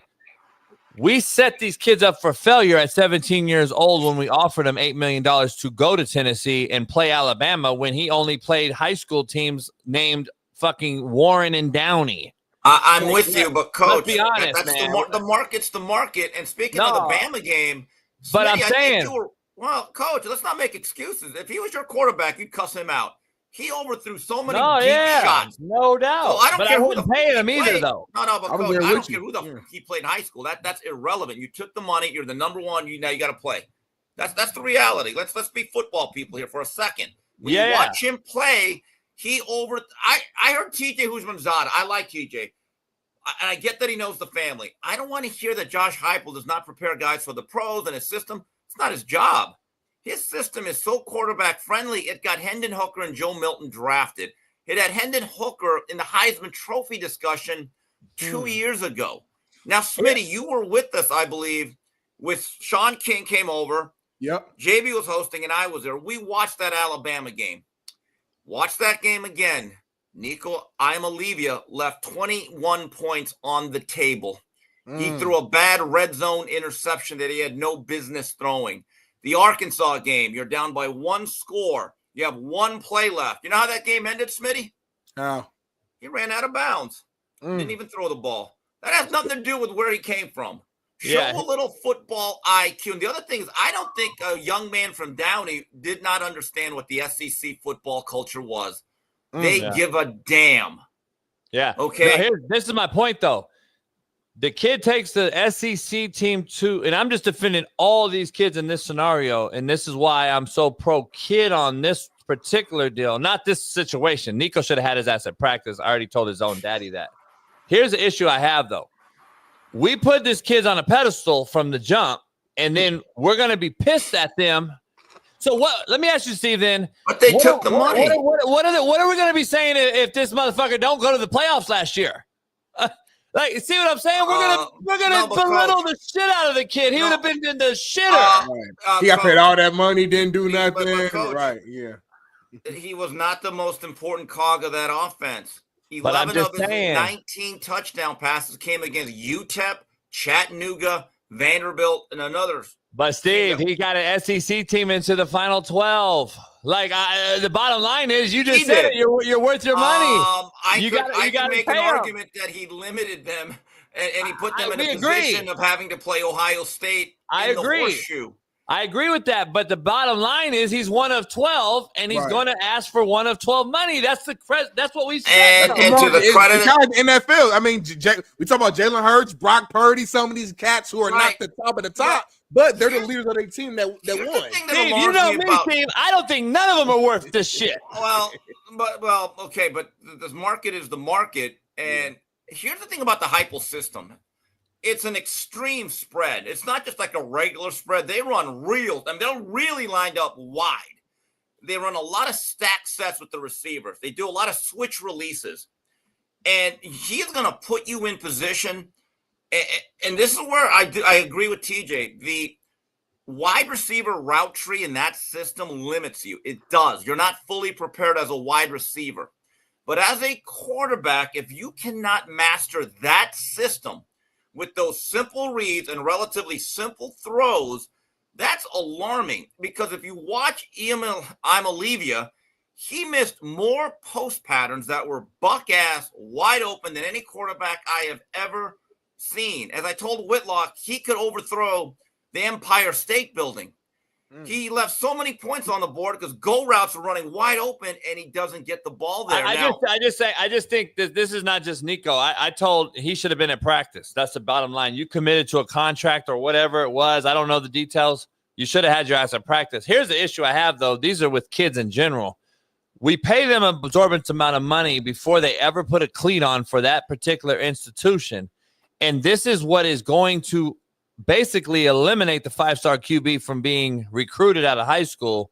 And it's either going to force them JUCO or, and this is why I'm saying this, these Division I, these big time schools are going to live in the portal. And all they're going to do is they're going to do a roller coaster ride around the country. And they're going to end up being they're only going to take portal kids. Number one, they're going to probably be cheaper because it's going to be a one and done. And then number two, you know what you have. There's Division I football film out there. So these high school kids getting paid this much money that we've never seen put a cleat on yet at that level is setting these cats up for. Well, there is a belief you are better off just going to get the rental. Don't put all your money into a 5-star quarterback. And Danny Money from Canes Insight's been saying that for a year and a half, 2 years. If you look at the 2023 top 10 quarterbacks, you know Arch Manning's about the only guy at the current school. Yeah. Malachi Nelson's not there. Jaden Rashad is on his third school. Dante Moore was at UCLA for about 15 minutes. I mean, look at that list. And so you're better off actually saying, okay, because you're right, Coach. I don't believe any incoming high school player, there's no NIL there. Who the hell knows them? I wouldn't pay them a dime. Right. And so you take a look at this situation, but now Tennessee has to go into the portal unless they really like Merklinger. And I think they like him. They didn't like him for this year. And they still have some talent. And Steve, I don't like I've heard and read what you've said about the portal, and I think the portal is the absolute, that's the devil in this whole thing. Like if you eliminate that, you can pay the kids $1 billion. I don't give a shit. I'm not pocket checking these kids money. You can pay them whatever you want if you don't let them leave. If you don't let them leave, pay them whatever you want and make their ass compete. Make their fucking ass stay there. Go back to the rule that was 5 years ago. You have to sit out a year. That deterrent alone kept a lot of kids there. But look, this is now an inflection point is what I'm hearing. And I hope the coaches have enough guts to say, okay, we're drawing a line. Let's blackball a kid if we have to send a message. That's my point. Is this Dan Lanning setting a new precedent where it used to be a gentleman's agreement among thieves? Because we're all thieves.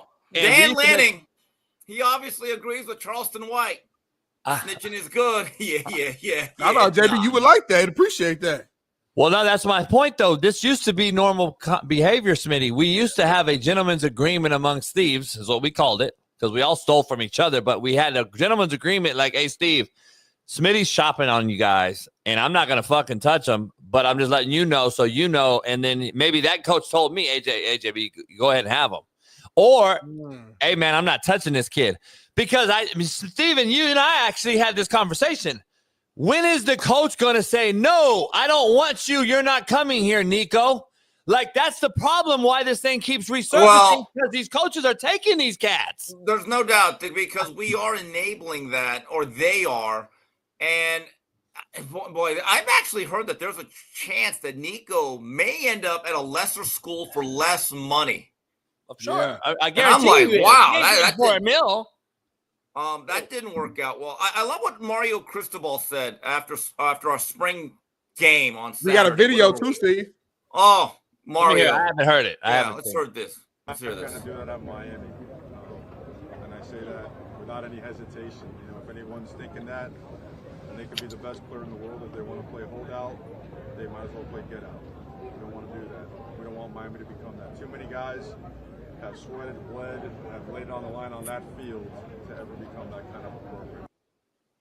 Want to play hold out, might as well play get out. Oh, Mario.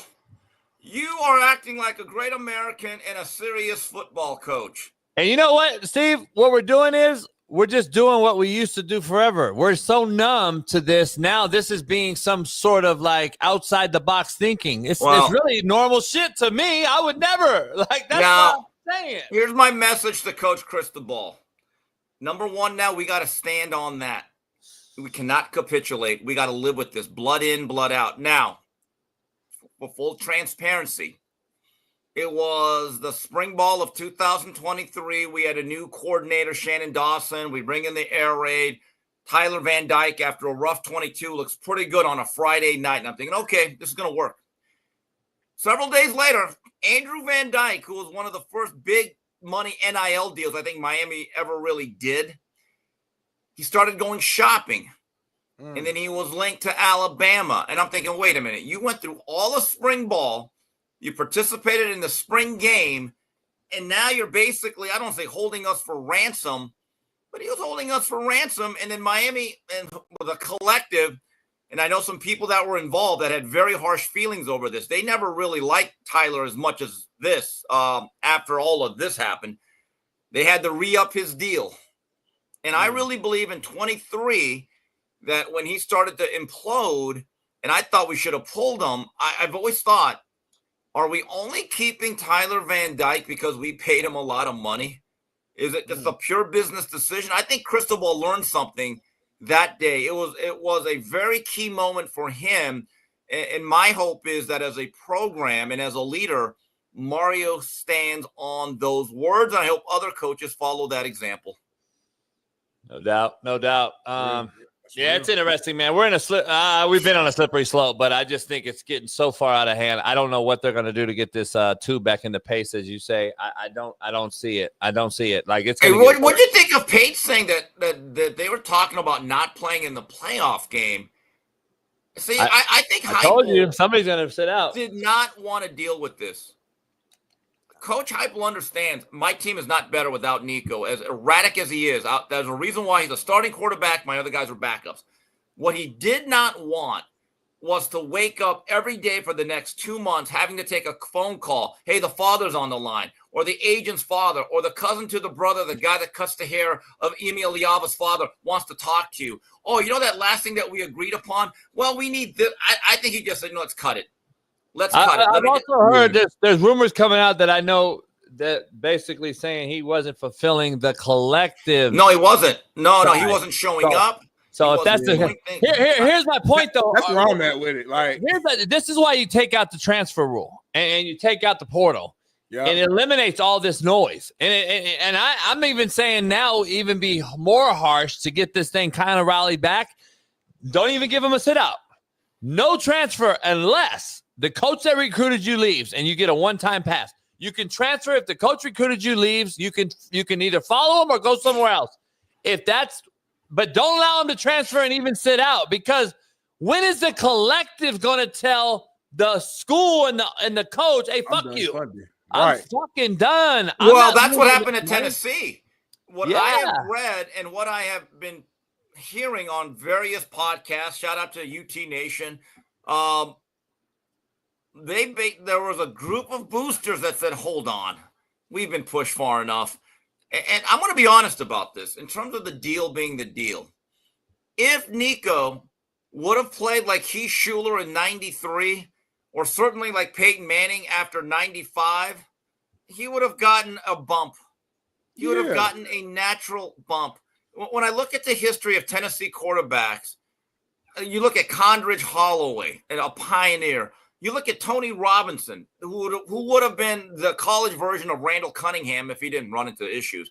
You certainly have Manning, Heath Schuler, Casey Clausen, Eric Ainge, a guy that I liked.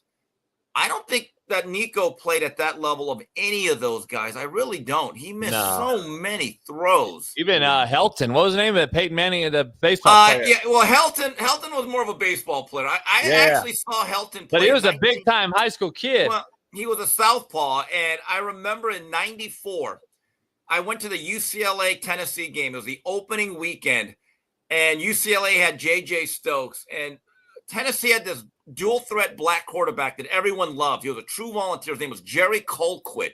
Hell yeah, Colt Great is story. legit. That motherfucker. And then was third play legit. of his senior year, he waits 5 years to start. Yeah, I think got the hurt. second or third play, he blows out his knee. It's one of the saddest things I That ever was saw. Peyton Manning debut, right? And so what happened was, Fulmer makes a decision. We're going to bring in Helton. And I'm thinking, okay, well, I don't know what this guy's ever going to do.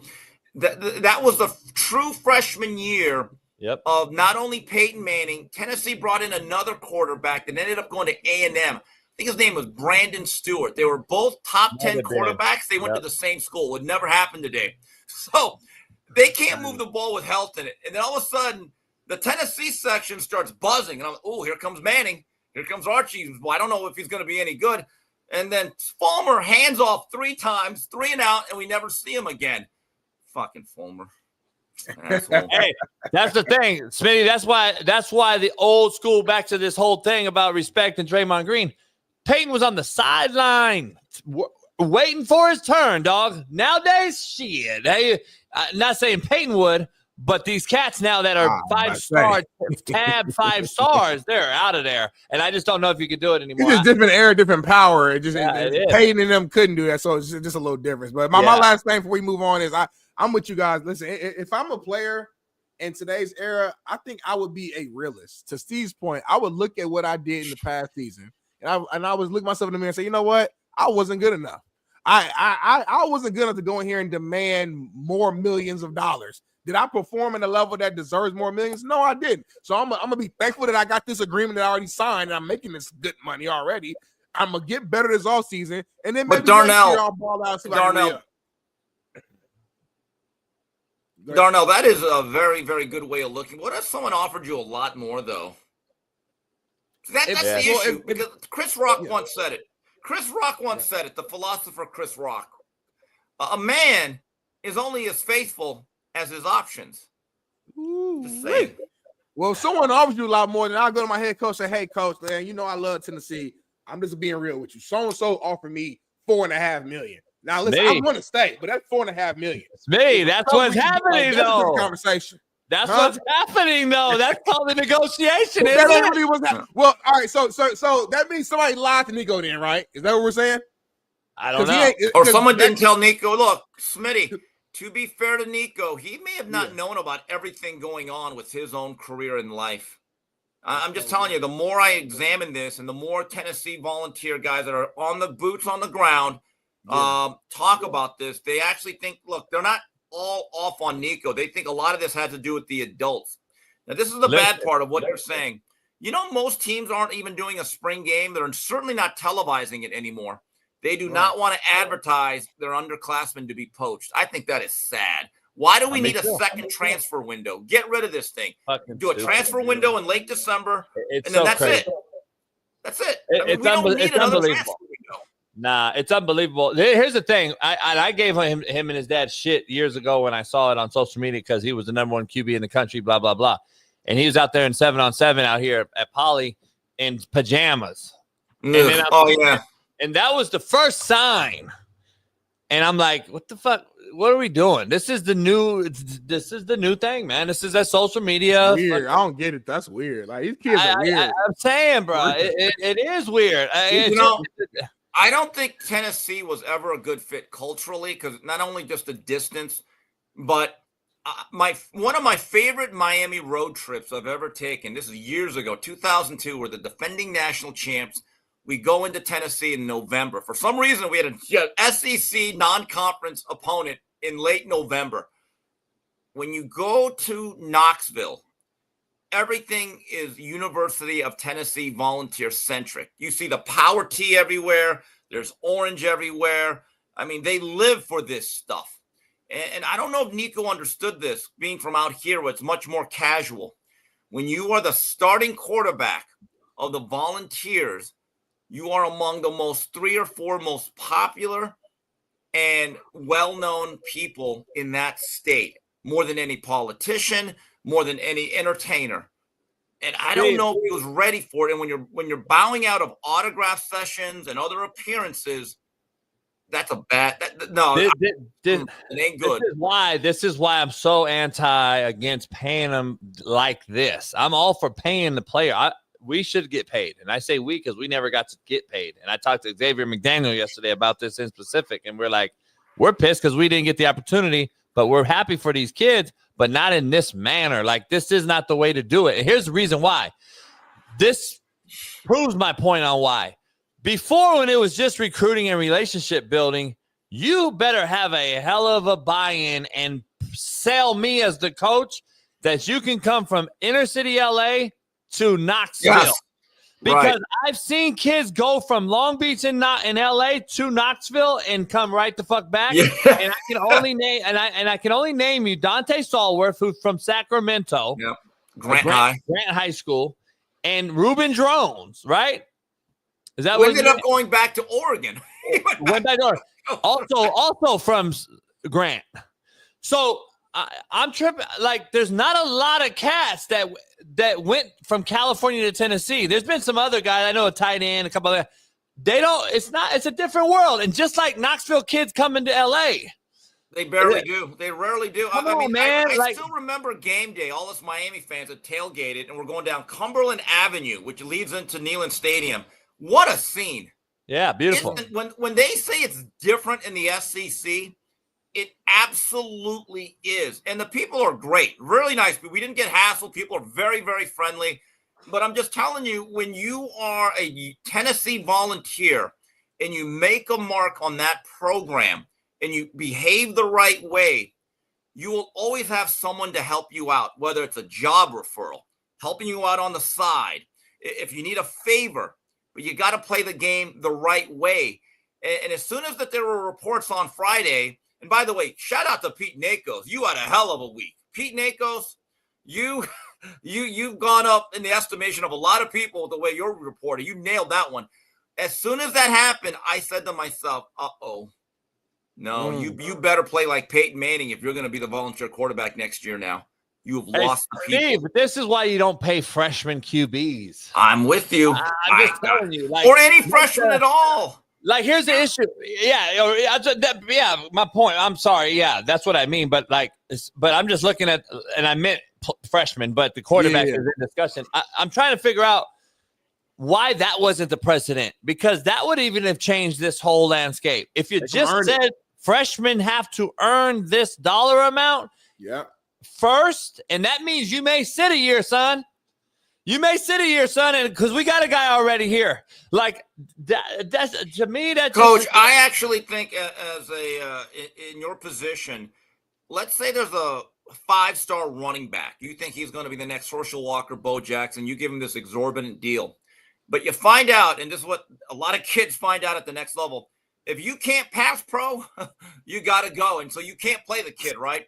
But if you're paying this guy more than the rest of the room, and all of a sudden the boosters who put up that money, they're going to call you, Coach, Johnny High School, what's going on here? Well, and then you have to say, well, hey, Bubba, you want your quarterback killed that's getting even more money? Yeah. Well, that's the thing, though. This guy couldn't block his own shadows. Now it becomes an internal pressure. Why aren't you playing this kid? Easy.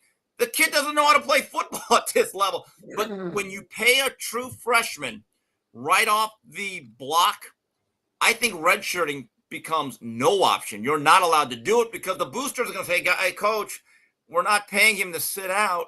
Here's the problem, Steve. If we're going to eliminate walk-ons, though, we have a big problem. We have a big problem. Like, you can't, to your point, you're not going to be able to do what you're asking, though, without the red shirt, with a walk-on being eliminated. You're going to have a lot less practice squad bodies, and you're going to have a lot less.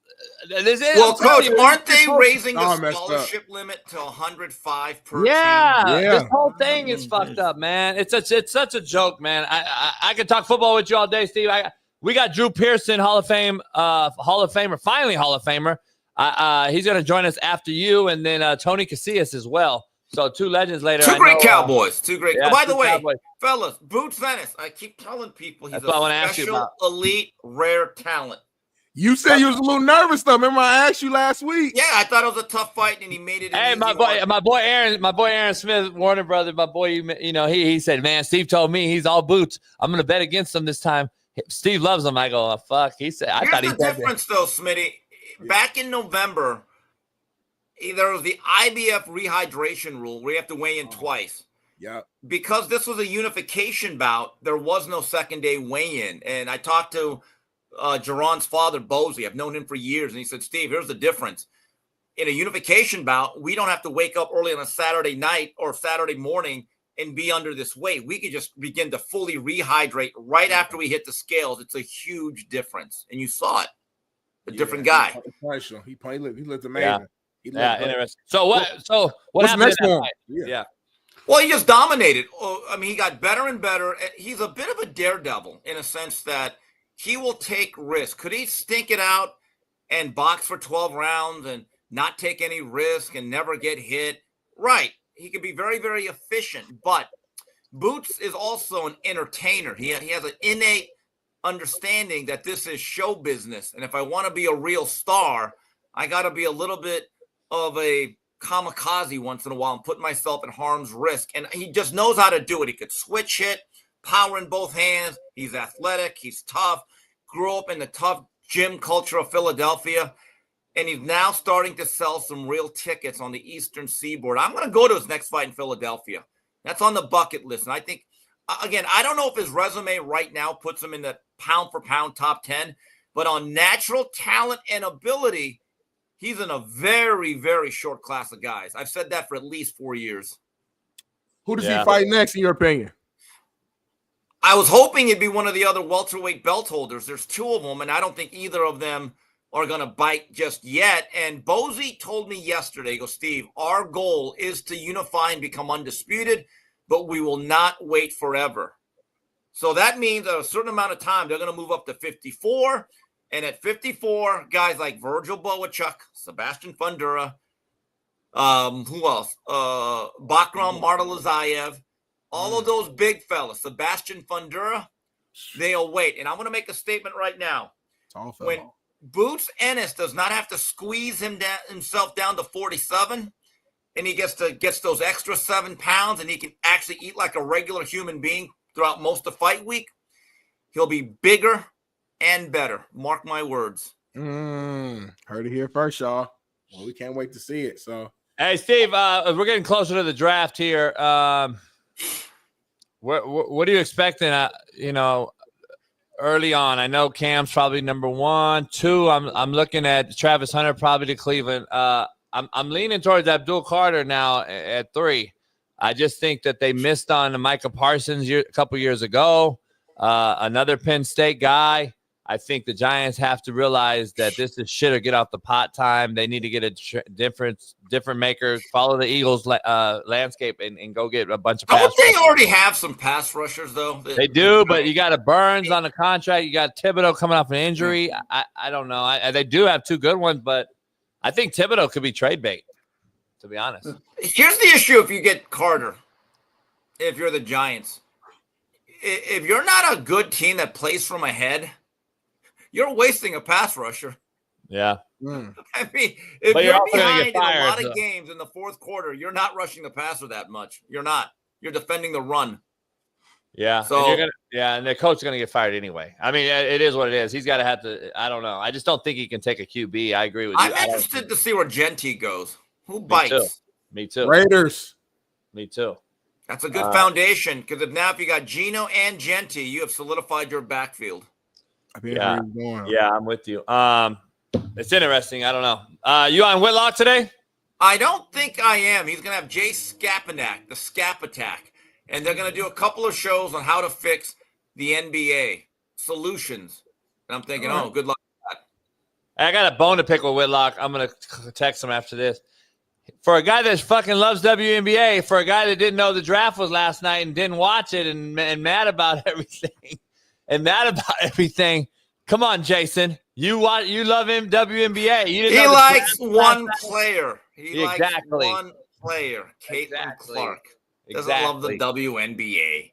Nobody loves the WNBA. People pretend to like the WNBA. They don't like the WNBA. I'm a fan. Oh, yeah, right. Hey, Paige Beckers. I saw Darnell putting out his mock drafts for last night. Yeah, it was real good there. Hey, Bailey swears that Will Johnson's going to be going to the Raiders at that 6th spot. Will's a bit of a gambler. Will's going to have to be a disciplined player with his eyes. those double moves scare me with him, but he's really instinctual. He's going to be a high risk, high reward type of cornerback. He's going to have he will have a pretty good amount of interceptions. And and the question is, can you live with the fact that once in a while he will bite on certain things? So, right. But he's good though. Really they got some veterans though. They got some wily veterans back there to help them though. So I don't know. We'll see. But they got Pete Carroll. I think he's the best secondary guy fit in the front in the league. So it's going to be interesting there. What is your take about this whole current player phenomenon, I guess, that's going on that becomes GM of their former place? Steph Curry. Now we got Max Crosby. Well, I mean, it's their way of trying to give back. Well, what is it? I haven't looked into it. So it's not a role coaching, right? What is it? So I mean, I don't understand though. But here's the reality of a program like his. If they find a 2-star gem that looks like a future NFL guys in today's game, you're losing them after year 2. That's the reality. Yeah. The better job you do scouting and recruiting at a school like that, the reality is you become a farm system for the P4 schools. And I don't like it. It's not really fair, but then life's not fair. Well, the way they could flip it, though, is if the D1 coaches band together and say, hey, we're not taking Nico. But do you think they will? I'm just telling you. I mean, we keep going around and saying, but if you don't do it, it'll stop it. And then guess what Nico has to do? He's got to go either JUCO or to Ball State. Sharp, baby. We'll take him for you. I heard Ball State's going D2. Is that true? April Fools. Oh, okay. It was posted on April 1st. Look it up. Okay. Yeah. I just saw it on April 14th, though. Yeah. Well, Coach, if you're UCLA, do you go all in on Nico? Show people you're serious about this game of football? Yeah, here's the thing. If I'm Nico's pops, and I'm going to actually text him this, and I'm going to just tell everybody what I'm going to text him. Fuck it. Say it.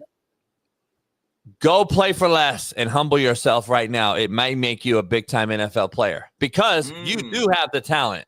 Mm-hmm. He does have the talent. Like, let's be honest. He's Rory McIlroy. Like, he's got the skill set, but can he get between the ears, get over the hump? Nico I can give him at Ball State. It's one call. Let me know. Stop. You have no shot. But here, go to UCLA, where you're from. Play in front of your hometown. You're from LA. Get your swag back. And say, listen, I'm going to take a loss and I'm going to humble myself. And it may actually raise your stock that somebody actually got humbled in this whole thing. And maybe you can do 2 great things. Heupel ends up being the guy that says enough is enough. And Nico ends up being the guy that says it's okay to humble yourself and admit when you're wrong. And I think you get a win-win out of this thing and we can rally this thing back. I don't know. I mean, they have a very, very highly regarded young assistant in Sunseri that's going to bring that offense. They're going to throw the ball all over. He would be welcome, I believe, at UCLA. He would, even with all the baggage, because quite frankly, and I'll be honest, how I just don't understand, man. If we're really chasing money like we are right now, like I don't understand what the end goal is. So you don't want to be an NFL great then. Like that's what the precedent we're setting here is. Like if you don't humble yourself, Nico, I'm real with you, then you have no NFL shot. Like that I'm just keeping it real. And you could be the trendsetter for all these youngsters coming behind you. And I'm just being honest, like where are we at? Like why aren't these kids like seriously, you're 19. You really need fucking $8 million before you make it to the NFL? But coach, we have to be honest about this. If you or I or Smitty were offered that much coming out of 12th grade, nobody ever said, take that. I'm definitely taking it. I'm gonna take it right now, Steve. I've already said this to Smitty. No, none of us are turning it down. What I'm saying is this is the precedent that's set though for these cats to fail. And that's my whole big point. Like I've already said that, like no doubt nobody's turning it down. No. But here's the issue. I'm trying to develop. But where's the hunger at to be an NFL great? No, that's where I'm at. We are killing the future. Because that's where the real money is. You're right. But look, a lot of I don't know anymore.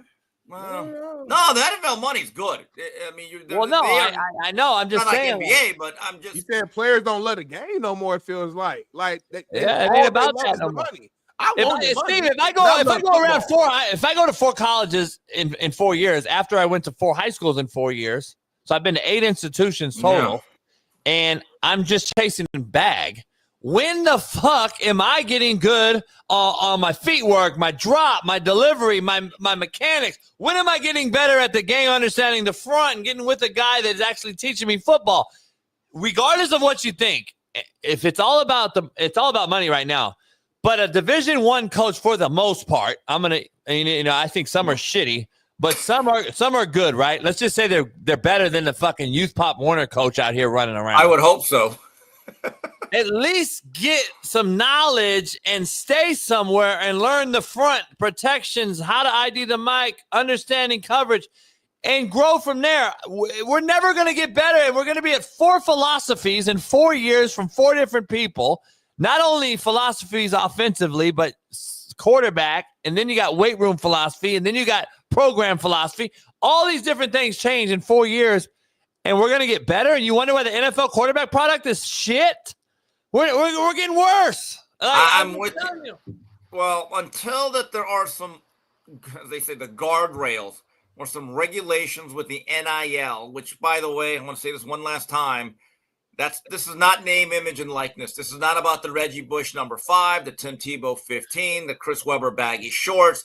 This is just about boosters in the name of a collective creating their own individual salary cap and then doling out the money for each program. I get it.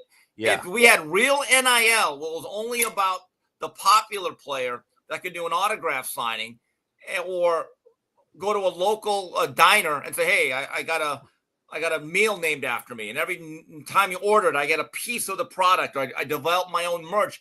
Unfortunately, almost from the very beginning, this thing was driven into pay for play. Like Shedeur Sanders actually had a true NIL. People know who he is. Travis Hunter, people knew who he was. Cam Ward, he got right. Williams, yeah. So I don't know how you put the genie back in the bottle. I really don't. Here's what's going on. I'm seeing comments in the chat over here talking about, well, 80% of them are coaches putting him in the portal. Let me give you a little insight, and this was talking to a coach last night. If you want to talk and go talk around campus, and I get phone calls from Dan Lanning that my guys are shopping around, as quick as you can jump in the portal, I can also throw you in the portal. Right. So your 80% rule there and you're talking is nonsense. And here's I don't think it's 80%. It's not. And here's another thing. It's very skewed as what coaches are putting players in the portal for this reason. You don't understand and don't know the coaches that are helping and defending the kids that have done some stupid shit in the dorm, in the cafeteria, failed classes, smoked weed, got cracked, violated something. You don't even get to see that. The coach is actually saving his reputation by putting him in the portal, and you're not seeing that in your 80% Mr. fucking statistics guy over here. So I'm just telling you, there's a lot of other things you don't see, and that was my point yesterday with the Kyron Lacy kid. Like, and my point to you, and we'll end with this, Steve, like Heupel has saved kids and thrown and brushed shit under the rug for his own selfish purposes, as I have, as Kirby Smart is doing, as Brian Kelly's done. And I said this yesterday on the rant. Is this the cutoff when you ask me for more money? Because I know Josh Heupel has done a lot of other shit for kids and put up with it. And I know it's not the same thing. Getting in trouble versus asking me for money is not the same thing. But I have to ask you, like, isn't it pretty selfish, though, to save a kid? It is. And I'm going to make this point. If a kid comes out of nowhere that has no NIL deal and suddenly becomes the greatest player in the world, and we've seen this, sponsors from the local area will start to give you an NIL. There's nothing that says your NIL has to start at the beginning of the year and you can't get anything till after. No. If you actually, there's been cases where players who nobody knew of in late August suddenly had deals in mid-October. because they became somebody. They were thrust. Like Cam Ward actually had a very good NIL package through the collective. But halfway through the year, Adidas and some other companies, corporate entities, actually got on board with Cam. Now, those were true NIL deals. Like, here's the thing that gets me about the NIL. Matthew Sluka. Do people remember who he was? Most people don't. He was the UNLV quarterback that held out after the 3-0 start, right? But think about it, Smitty. Nobody even knows who his name was, but you were claiming NIL. Right. When we didn't even remember your name by mid-August because I think that other guy, Williams, took over, and guess what? He was actually a better quarterback. So we need to be more honest about it. The House settlement is coming with the revenue sharing. So I guess all of the players will get paid. And hopefully that brings a little bit more sanity to this NIL dynamic. I have my suspicions, though. Steve, we got to take a break before Drew jumps on. Any questions for Drew Pearson? I'm going to ask him straight out. Are you pissed that you were snubbed? Oh, that's clear he was. For so long. Because we had Mike Martz on the other day, and he said Torrey Holt not in. Torrey Holt. Biggest. Torrey Holt should have been. He should be. Mike brought some heat. He was like, no one's ever going to even come close to 1,300-yard seasons in a row. Yeah. So, Torrey Holt once had 5 touchdowns in a game while he was at North Carolina State against the monster Florida State defense. I was like, who's this? Yeah, they lost 45-35. I think it was like 97 or 98. But Torrey Holt torched the Noles for like 5 touchdowns. That's when the Noles were rolling. I said, this guy might be a Hall of Famer. So, and he should be. And he should. No doubt. Steve, so fellas, I'll see you Thursday. We'll see you Thursday. Yeah. Man, I can't explain how happy I am to have a legend on of this magnitude that we're about to have on. A Dallas Cowboy legend, Hall of Fame legend, and I can't wait to ask him so much. And I can't thank him enough for hopping in a few minutes for us. The pride of South River, New Jersey, our main man, NFL Hall of Fame legend, Drew Pearson, joins the show. Drew, appreciate it, sir. I appreciate you very much. Big fan. Oh, you got it, guys. Thanks for having the original 88. You got the real one this time. That's right. Original. I love it. Hey, I got to ask you right out the gate. How pissed were you that it took so damn long to get you with that jacket on? Well, I was pissed, but you didn't know that, okay? Because that's the Pro Football Hall of Fame. You can't let them know you're upset like that, you know? You saw me when they were doing that centennial class, and they're trying to make up for some of the mistakes they said they made, and including us in one group. And I thought that was my time, you know? Yeah. Because I was a mistake, I thought. And I thought they wanted to correct that, you know? Because they always say the Hall always gets it right. Well, they do, but sometimes they wait a little too long to get it right. For instance, Steve McMichael, you know, going in as a Chicago Bear. How long did they wait for him? You know, now, you know, Chuck Howley from the Dallas Cowboys, the same thing. But anyway, I just waited my turn, and I was very patient about it. And one thing I tried not to do through the whole process of waiting is not to criticize the Pro Football Hall of Fame. Because if you do get in, guys, one day you're going to be in that Pro Football Hall of Fame luncheon, okay, on Enshrinement Week, where there's just Hall of Famers in that room over you being there, them being there over you. So, but I had to harder. Shut the door. Make it harder for the next guy. I'm in now. I don't care about the rest. Except Martin. We losing them? Yeah. Drew, I think we're losing you. You hear us? I'm in. I hear y'all. There you go. I see you again. Okay. It was bad connection there for a minute. We heard you. We've had some Super Bowl. Is he there? Yeah, here. Yeah, you're freezing up a little bit on us. I think he's freezing on us. I'm here. There you go. Can we pull him out and put him right back in or no? Bailey? You see us? Hopefully he can leave and rejoin. Man, Steve, Smitty, I was going to ask Steve. He there we go. You got you. Yep. We got you Yeah, better. technology. It could be me, man. I'm old school, you know. I'm with you, all man. good. I'm with you. We've had a couple Hall of Famers on and on a show recently, and they're kind of same sentiment as you. Listen, you played at Tulsa. I was coaching in Kansas. I used to hang out in Tulsa damn near weekly. I fell in love with the little town. How was your time there, and what's your take on now? Are the programs like Tulsa kind of getting fed to the wolves with this NIL thing and the big fish eat little fish type of syndrome that's going on at Tulsa, a small stadium, small little town, having to play Oklahoma and those type of guys year in and year out and beat them out in recruiting? Can Tulsa get back to doing anything, or is this NIL era killing it? No, Tulsa is in good shape. You know, I talked to the AD, athletic director there, quite a bit, and he tells me what they're dealing with, the nils and all that. And I said, how do you deal with that? Well, they got general managers now. They have scouting departments now. They scout players. They scout, to bring in through the transfer portal and things like that.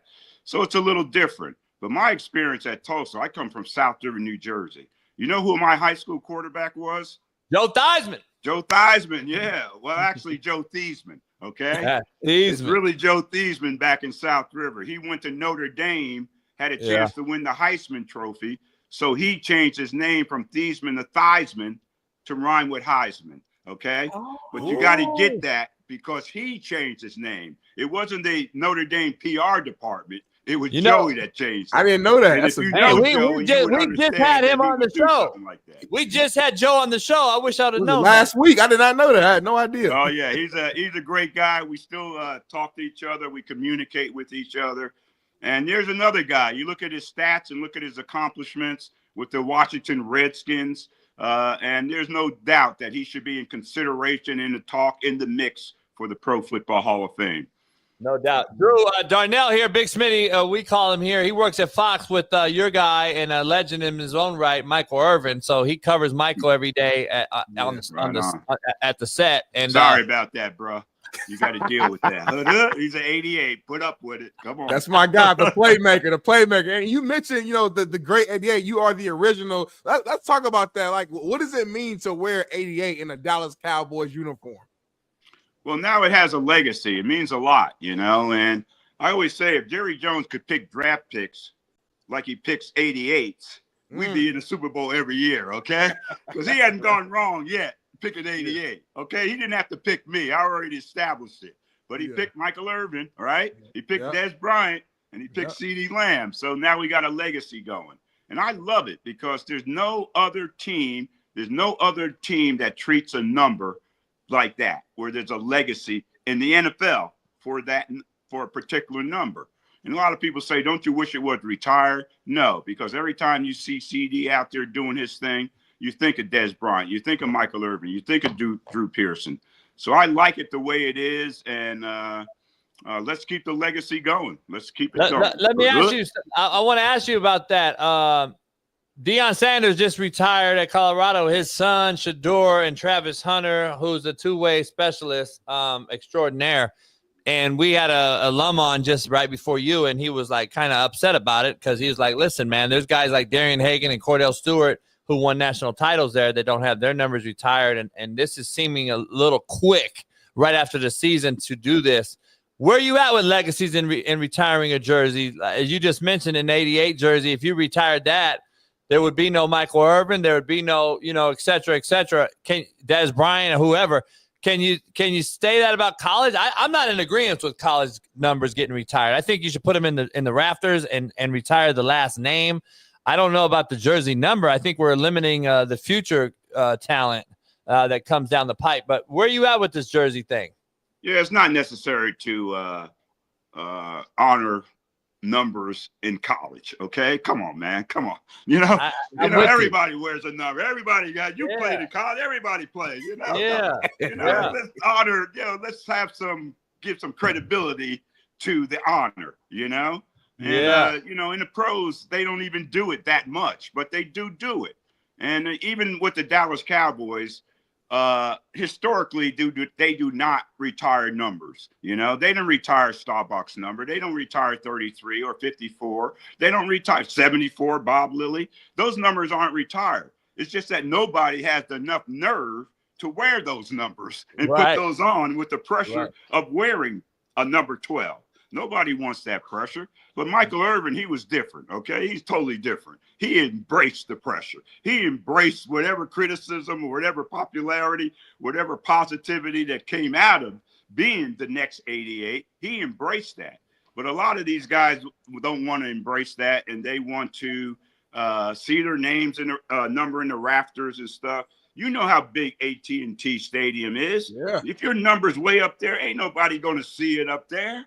But they see it every Sunday when they go to a game out there on the field with CD Lamb doing his thing, shaking and baking like the 88s used to do. I love it. I love it. Well, let me ask you this. What does your Cowboys, what do they need to do to make it back to the promised land? It's been, over 30 years since they even been back to an NFC championship game, let alone a Super Bowl. What's the solution? Yeah, I should know because I played in 7 NFC championship games in 11 seasons. Talk about it. 7. So I should know what it takes. But it's personnel. We got to close that gap. You look where the Philadelphia Eagles are, right? You look where the Washington Redskins, Commodores, Commanders, whatever they are. You look where they are, okay? And we got Commodores. You like that one, huh? Yeah, Lionel Richie's playing quarterback. Zoom, zoom. Yes. Zoom, zoom. But you look where the Cowboys are in personnel. You look where these other two teams ahead of them. We ain't worrying about the Giants. They got a lot. They're worse off than we are, okay? But you look where the teams that are ahead of us and what we got to do to close that gap.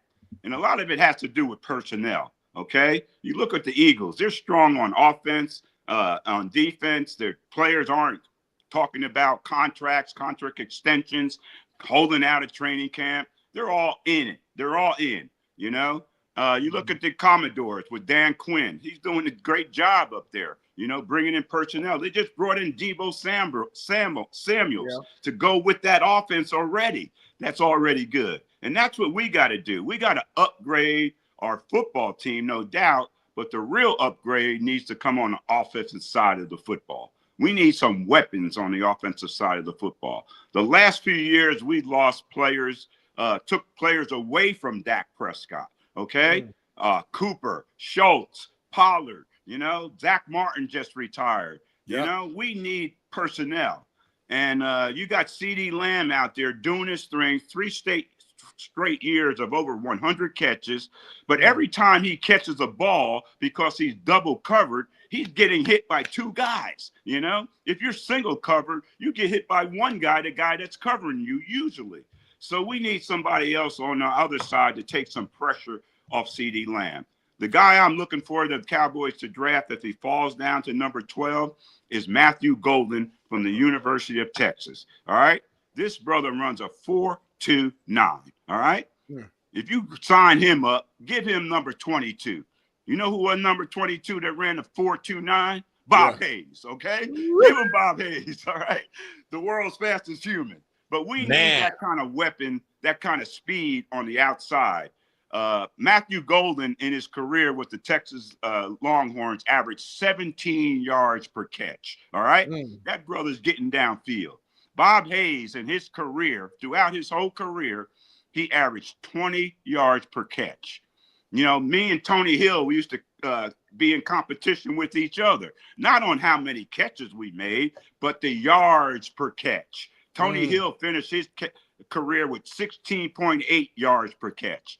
I finished my career with 16 yards per catch. So you bring a guy like Matthew Golden in, who was averaging 17 yards a catch, you know this guy could get downfield and make some plays. Even if you give him a short pass, he has the ability to shake and bake and turn a short gain into a long gain because of that speed. So the bottom line, guys, to answer your question, is that we need to close that gap. And I think the best way to do it is with personnel. We did a pretty good job in free agency, finding bodies to replace some of the ones we left. But now we got to get some athletes, some game breakers, some playmakers. You got a $60 million a year quarterback with a bad hamstring. All right. We need to give him some weapons to take some pressure off him. Hood. Now you're getting me fired up. Am I sweating? Hey, I see it a little bit. I like it. I like it. Let me ask you something, Drew. And I got to ask you, here's what you're an unrestricted free agent, I believe, in 73. Yes. And a guy that makes it to Canton, what would your message be to guys, not only guys that are chasing this NIL bag in college? We've been debating on this. Like it's hurting the future of the game, in my opinion, because we're already chasing money in college. How great are we really aspiring to be at the NFL level to get a gold jacket like you? I wanted to ask you, like, what would you say the message would be to these youngsters and guys like Torrey Holt, who is in your shoes, a guy that thinks he should be in, a lot of people think he should be in, and is being held out. We had his former coach, Mike Martz, on last week, and he's kind of upset about it as well and mentioned your name. And we're glad you're in. What would you be saying to these guys? The hungry guys or the guys that lack thereof, and the Torrey Holts of the world that aren't in the hall yet? Well, first of all, Torrey Holt, you're going to get in. Just wait your turn, all right? Start preparing your speech, okay? Be ready when the time comes, all right? And stay in shape so you look good up there, because we wide receivers always got to look good, all right? But Torrey Holt's going to get his opportunity. And to the other guys coming through, just don't worry about the pros. Worry about having success where you are right now, because that success where you are right now might lead to your opportunities in the NFL. I played 4 years at Tulsa. We had 3 losing seasons. I had 3 head coaches, and we were on probation 3 of the 4 years. So you're in that negative environment and didn't let my athletic skills prosper. I played 2 years at quarterback and 2 years at wide receiver, so I was limited, and then the Tulsa, we didn't win nothing or anything like that. No scouts ever coming around. But when you get that opportunity, no matter how it comes, whether you're a #1 draft choice or an unrestricted free agent, when they had 17 rounds of the draft, 452 players drafted that year. I'm almost over that. Okay. Okay. You can't dwell on the negative, guys. You got to move on. Okay. But you just want that opportunity. All I wanted to do is get in the door. As an undrafted free agent, I could have signed with the Pittsburgh Steelers, the Green Bay Packers, or the Dallas Cowboys. And not getting drafted after 17 rounds, I was disappointed. I was crying. I was hurt, But when those 3 teams, those storied franchise called me, they say, hey, I might have something, okay? Yeah. Might have some abilities that they're interested in. So I wasn't going to Pittsburgh because Lynn Swann wanted to have a career in the NFL, so I let him have that 88 up there. He still sends me a check every month for that. Thank you, Lynn. Love that mailbox money. And I didn't sign with Green Bay because even though things didn't go well athletically at Tulsa, I got a great education there. And because of that, I was smart enough to realize that Green Bay was no place for this brother to be trying to catch passes. Talk about it. I like this. Hey, we didn't have no gloves back then either. Right. We're going to play in Green Bay like this. Freeze and go. Right. So I signed with the Dallas Cowboys, and a lot of it had to do with the man in charge there, Tom Landry. I wanted to play for Tom Landry. I figure if I can make it with him, I can make it anywhere. And even if I didn't, if I had any longevity in training camp, because I was with the Cowboys in training camp, I might get picked up if I did get cut. And guys, actually, I did get cut in the final cut down. The Cowboys released me, all right? The Chicago Bears claimed me. The Cowboys had 24 hours to reclaim me. And I'm still thanking the Lord. Still thanking him for reclaiming me in that situation. Because I went from Roger Staubach, okay? I could have been with Bobby Douglas, all right? Bob Avellini, all right? Oh, come on, man. Roger Staubach can make Stevie Wonder a Hall of Famer, okay? All right, let's put it like that, okay? So I was blessed, even though I did get cut. But anyway, for the young guys, just continue to do what you got to do in the situation you're in and hope they find, you hope you get the opportunity to move on to the next level. And if it doesn't come through the draft, just get in the door. Get in the door, because that might be your path. That might be the way the Lord is putting you on a path to get to where you want to go. So don't contest the path, embrace the path, and enjoy the path in the process, and you'll come out on top in the end. Hood up. Hood up. Last thing I got for you, Drew. I can't thank you enough, man. You're great. Let me ask you something. What do you think about this Schottenheimer hire? And the guy that has no previous head coach. I know his dad has a bunch of wealth of knowledge and experience and success. The youngster now, other than having been the coordinator, I guess, and that direct correlation with Dak, hasn't been really that guy. This has kind of been Jerry Jones's trend. Where are you at with this hire? Well, the best thing about it is consistency. Dak needs a little consistency. I don't know how many coordinators he's had in his 9-year career, with the Cowboys. They keep changing, but a little consistency. But I'm concerned about accountability, all right? This is the same voice in that locker room that was watching these guys make the same mistakes week in and week out, and not correcting those mistakes, I think we need somebody in there that's forceful. For instance, look with Dan Campbell. He's a great coach and everything, but his personality, the way he brings it, he turned that whole franchise around. I used to couldn't wait till we played Detroit, even though the great Len Barney was still there, okay? Because Detroit, you were going to get a victory, because they weren't into it like they are right now. And it was Dan Campbell that came in and changed the whole culture. And that's what we needed, somebody to come in and change the culture. We didn't need somebody to come in and have the status quo. We needed somebody to put some fear into some of these guys, some of these high-priced athletes that with no competition behind them, put some fear into them and have them accountable for their performances and their preparation and everything else week in and week out. So what you saying, Drew? What you saying, Drew?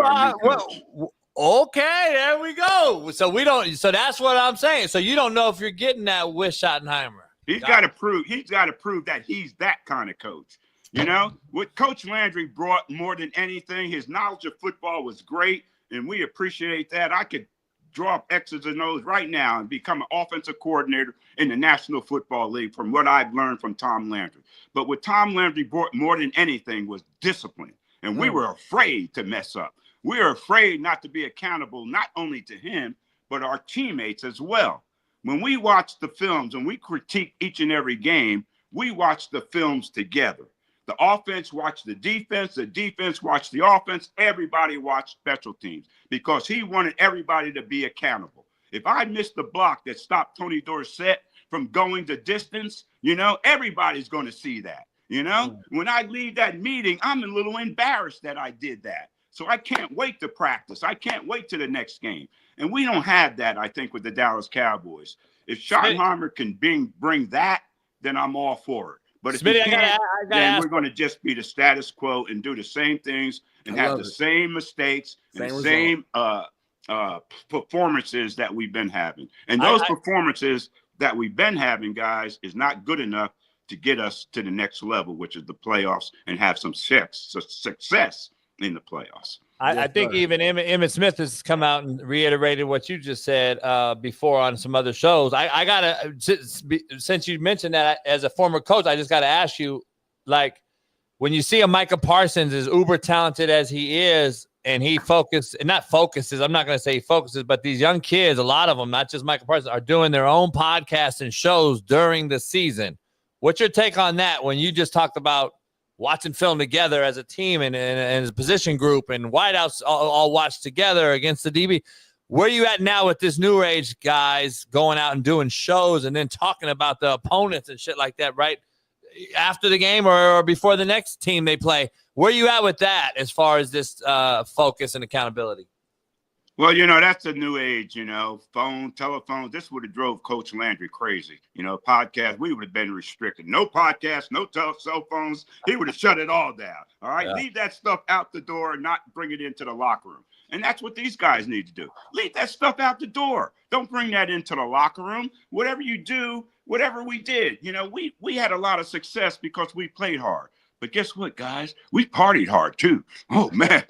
We didn't miss a beat, But when we hit that locker room, we left it out there. We didn't bring it inside. Y'all You know, partying? leave that Y'all stuff partying? outside. This is a whole different world in the locker room. You know, this sport is tough. It's physical. It's demanding. You know, it could injure you. You can, you know, be hurt for the rest of your life playing this game. So leave all that fluff stuff out of the locker room, you know, and don't bring that into the locker room. When DeMarcus Lawrence left, you know, he mentioned that, you know, he saw that most of the guys weren't committed to winning, you know. Listen to his message. Don't kill the messenger. Listen to what he was saying, you know. Again, that's about discipline, all right? We don't need a podcast. Do that later. Do that later. You're making all this money. Why you care about who, you know? Don't get me started, all right? I made my first year, I made $14,500. When I signed that contract with the Cowboys, my signing, here's the chronological rundown of signing bonuses for the 88s, okay? We'll start with CD Lamb. All right, his signing bonus was $38 million. All right. What? If I had $38 million, I'd make you a millionaire, coach. I'm waiting. Where your turn? Where your turn? I got more coming next year. All right. These were 38. Des Bryant's was $14 million, his signing bonus. Michael Irvin's was $10 million, his signing bonus. My signing bonus was $150. Yeah, $150. With inflation though, $150. That's probably like $2,000 today. Oh no, homeboy. Yeah. Check him, I'm Drew. not even trying to Check his ass, Drew. Check his ass, Drew. Drew. Then, and it's no money now. Hell I got yeah. my signing bonus paid in cash. I got 7 20s and a 10. That's how I got my signing bonus. 20s and a 10. And I was broke before I got back to the college apartment because my car ate up all the gas and I had to buy gas. Anyway, but it's different now. You know? Different time. So all these guys, don't worry about your podcast and all that stuff. You know? Drew, Try to create longevity and not just get one of those contracts. Get 2 or 3 of those contracts. Look at Kevin Garnett in basketball. You know, how many contracts did this brother get, you know, during this time? He started out out of high school, right? And finished when he's 30-something years old. You know, this guy's a millionaire, billionaire and stuff probably by now. You know, so don't worry about getting one contract. Let that parlay into 1 or 2 or 3 more of those contracts. But the only way to do that is have longevity in the NFL, in the NFL. And I don't know, you know, that's, you guys know as well as I do, that's pretty hard to get. And it's a lot of it is luck and a lot of it is through the blessings of the good Lord. Good. Man, hold on. Drew, I can't thank you enough. I can listen to you talk for hours and hours, man. I can't thank you enough, For brother. a small fee, I'll do it. Hold up. Hell yeah. Hold on. Hey. Little signing bonus. Hey, we're gonna have to talk. We're gonna have to talk. I want to top that damn signing bonus and get you back on here, man. I can't thank you enough, brother. You're a legend, and I appreciate you. Everything. Hope you everything. Wish you good health, to family, and everything else, man. I hope to have you on again soon. Great stuff. Thanks, Coach JB and you guys. Big Smitty. The original 88. Original 88. Rings? I see him. Lord of the Rings, baby. Legend. God bless, guys. Be safe. God bless. Hey, legend, man. Legend, man. Legendary guy. I mean, sharp as a tack now. That's a tack. He was giving us facts and stats and numbers and signing. Hey, Steve Kemp. Steve Kemp. Yeah, brother. He's rattling off stats. He knows it all, boy. Yeah, brother. Yeah. So yeah, brother. Shout out. You can't do it, but yeah. So. Mix cat. So hey, we're gonna take a quick break, man, and get to Tony Casillas, another legend, Cowboy too. Right after this break, I haven't pissed. I got to piss, and Smitty got to shit and move cars and shit. We got to hurry up. We got to hurry up because Tony Casillas is on the other side of the most loaded, realest show on planet Earth. Here right now. If you guys aren't watching this shit, you guys are crazy. We'll be back in 3.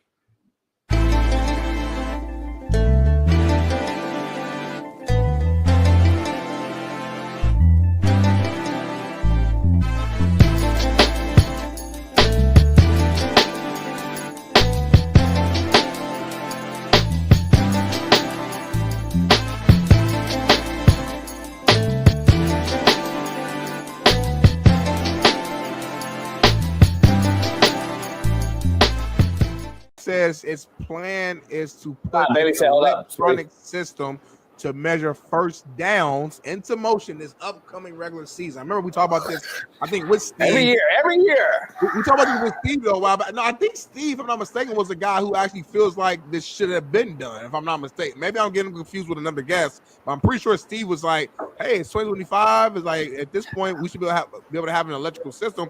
Because we had this last year during the AFC Championship game. Josh Allen gets that fucking first down on that quarterback sneak. He gets that first down on the quarterback sneak, and they probably we don't know that. We don't know yet. We do know that. We do know that. We No, do we know don't. that. We do know that. We do know that. Smitty, a Chinese robot just attacked a bitch in the crowd. I saw that, homie, and that's your boy Elon, who you love, who you're a fan of. That ain't Elon. That's Shim Chong Young and them. That ain't Elon, homie. That's Shim Chong Young and them. He sent them a technology, homie. Where'd they get the technology from, homie? Elon's not the technology guy. He's not the originator of all technology. You act like this motherfucker's been sending cats to space and shit. Elon's took some other people's shit and ran with it, homie. Kim Jong-un and them did this. Here's the thing. Let's be real. So a fucking robot attacked a motherfucker in China, and we're thinking that this shit right here is going to get the first down right. They're still going to have the chain game as a backup option as well. They're not removing the chain game. What's going on, homie? Oh, shoot. Look at that shit. Oh, yeah, she got babies of cold, but look at that motherfucker. And he was hot, too, though. He was hot. Hey, the robot he looked like AB. Looked like AB. I thought it was Antonio Brown. Hey, the robot said, motherfucker, you better stop yelling in my ear. Look like AB, huh? That's super racist. That's like you, like. Why is that racist? AB right there, homie. Who? The robot? Yeah. Oh shit. Damn. What about the robot look like AB? I'm just curious. Just like from the back view, homie. He looked like I'm just looking at him. What specifically about him looks like reminds you of AB? The vest. He wears the vest a lot, and he got he had something on his head. I mean, that's what I saw. None on his head. Yeah, he got a little string there. That's the robot. That's the head. That's the robot.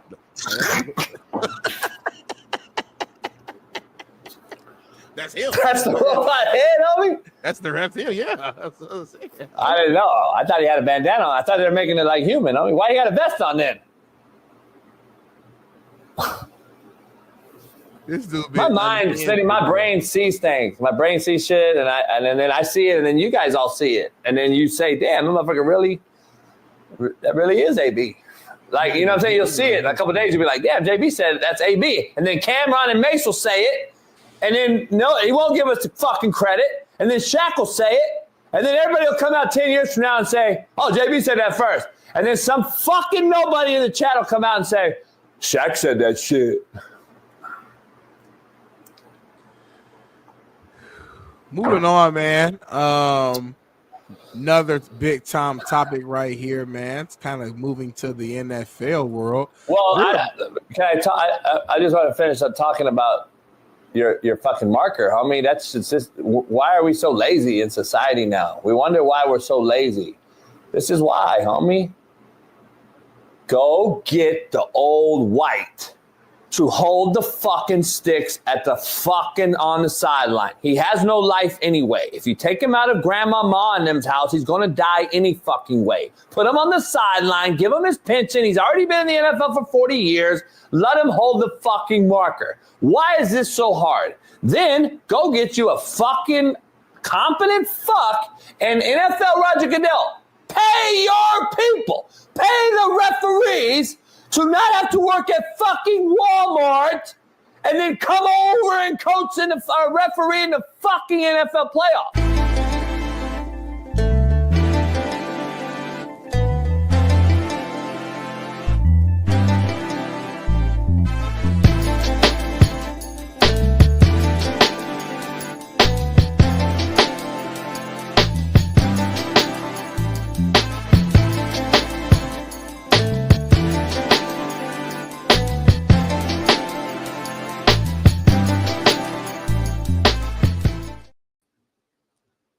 Man, we're back, and this show is just loaded after loaded guest after loaded guest, man. I can't thank this man enough. He is joining us, man, another legend. And this is a guy I watched playing for a long, long time. And the pride of Tulsa, Oklahoma Sooner legend, Tony Casillas joins the show. Tony, brother. What's up, guys? Hey, first Man. of all, I was just listening to you guys while I was waiting backstage, and Coach, just like the show on Netflix, I'm a big fan. I mean, obviously, Appreciate you, brother. Just the locker room banner and your team meeting when one of your players is flunking out of, I believe, art class. Oh yeah, he said, "Draw a damn picture, man." That was that'll always be my classic line for you. But hey, thanks for having me, guys. This is great, man. I can't thank you enough, brother. We just had Drew on before you. Drew Pearson was on, and we got to talk to him and just talking old school, man. And I saw you saw that clip we just did about this automated referee shit. Where are you at with the NFL, man? What are we going into, this AI generation of shit? Like, we won't pay a guy making all this money with everything from TV contract to revenue share. We won't pay a referee to actually just put the damn ball down anymore. We're going to actually have a damn robot, you think? Well, I think it all comes down to probably, I guess Troy Aikman said it best. It's all about getting the bets right, the gambling aspect of it. Because it just seems like every year there's something they change. And I mean, it's gotten so dehumanized. So it's just, when you have like this decision maker and there's all these different layers, instant replay, I think sometimes you just got to go with the, the human nature of the eye, and it's just gotten so complex, and now you just trying to get things right again because so many different variables are in the game of the NFL now. It's crazy. No doubt. You play with a longtime friend of mine in college. I'm a little younger than you guys, but Jamel Holloway was a guy I grew up with, him and Darian Hagan right here in Compton and Watts. And how special was that character, man? I helped. His son coached with me for a while here in LA, and he got his son into coaching, and he was coaching with me as well. I had him coaching the QBs, but that dude was different, wasn't he? Well, it's funny you mentioned that, Coach, is that he's just coming out with his book. And, I think, when I look at Jamel and what he did as a freshman, people don't realize Troy Aikman went down, and then Jamel came in and started as a true freshman and obviously led us to a national championship. And, you just don't give him enough credit. At Oklahoma, they give you credit for winning Heisman trophies, and they'll have a statue of you, and which is not what's fine with me, but when you look at teams, especially that generation running the wishbone, and really just his ability to mature, as a player, a young freshman cat like that. And I think that he's gone through some ups and downs, but I think he's in a great place now, Coach. But you're right. I mean, he was special. You go back and watch the wishbone, it's a portrait of emotion. People couldn't stop that. I mean, you had to execute. You had to come off the perimeter. And Jamel he looked like a seasoned veteran coming out to running that offense. So, you can't say enough about that guy. He had this flair to him, but he could back it up. And, again, I'm just so happy for him. I think his book is going to resonate. A lot of people are going to find out about his story. But, I'm a little biased. I mean, He took us a national championship, and sometimes he just doesn't get enough credit and flowers he did his career at Oklahoma. No doubt. Smitty, before I know Smitty's going to ask you a couple things. I got to, just to tie in with that. You play with some unbelievable. You play with Brian Bosworth and Marcus Dupree. Were those three guys some of the best players you've ever got to see on a football field at one time? Well, I think Brian, he was a great player, but I think he was probably one of the biggest dicks I've ever played with. I'll be honest with you. And really, I look, and I'm not one of those guys that holds grudges. It's nothing like that. I just think when you look at the guys that I play with, he's not. He wasn't a team guy. I think and that's cool. I mean, he's persona and build a brand, but. Certainly one of those cats that you go out and have a drink and smoke a cigar with you, Coach Brown. Not one of or Smitty is not one of those guys. Marcus Dupree was a freak, no doubt. I've never seen a guy just head and shoulders above. You've heard this. You heard this. The slogan before, the man amongst boys, and And he just showcased that. I never seen a guy that was 6'3", 230 pounds and run a 4.4. I mean, you don't see that. Just a freak of nature. And I think the one thing with when you have someone like Marcus Dupree, Coach Switzer is a great. I love the guy. I mean, I love him to death. I mean, I talk to him all the time. But Coach Switzer has some accountability. He's a freshman, and again, just before his time as far as physicality, but just didn't have that gene. Not to say that I'm not saying the gene to like work hard, because everything came easy to him, and maybe that's not the proper way to put it. But I think for him, he just came too easy, and the expectations of working hard, putting in the work during the week, and he just didn't want to do that. And Coach Switzer, and if you can't coexist with Coach Switzer as a coach, then that's not to say he's a player's coach, but he has boundaries, and you have to the accountability. But in college football, you just can't play on Saturday. There's some preparation that goes into that, and I think Marcus, now realizes that, life after football and where he's at, and what happened in his career. But certainly not one of those guys that you would that didn't have the physicality and just the work ethic, because it came too easy for him. To him naturally, no doubt. The curse of the gifted is something that I think one of my coaches would say sometimes. So now again, honor to have you on here, man. I'm looking at your resume. You're a national champion, 2-time Super Bowl champion. Did you win a state championship in high school too, or no? I didn't win a state championship. We went my high school year at Tulsa East Central. I think we went to one playoff game, and that hadn't been done, in the history of East Central, my high school in Tulsa. But I did. It was funny because I used to play. I was a baseball player, and I became this gym rat. I got in the weight room. You know how that goes, Smitty. You start getting swollen and feeling good about yourself. You're on the powerlifting team, all naturally, by the way. And so you just get into that. You get in that lab, and I just kind of grew out of the baseball.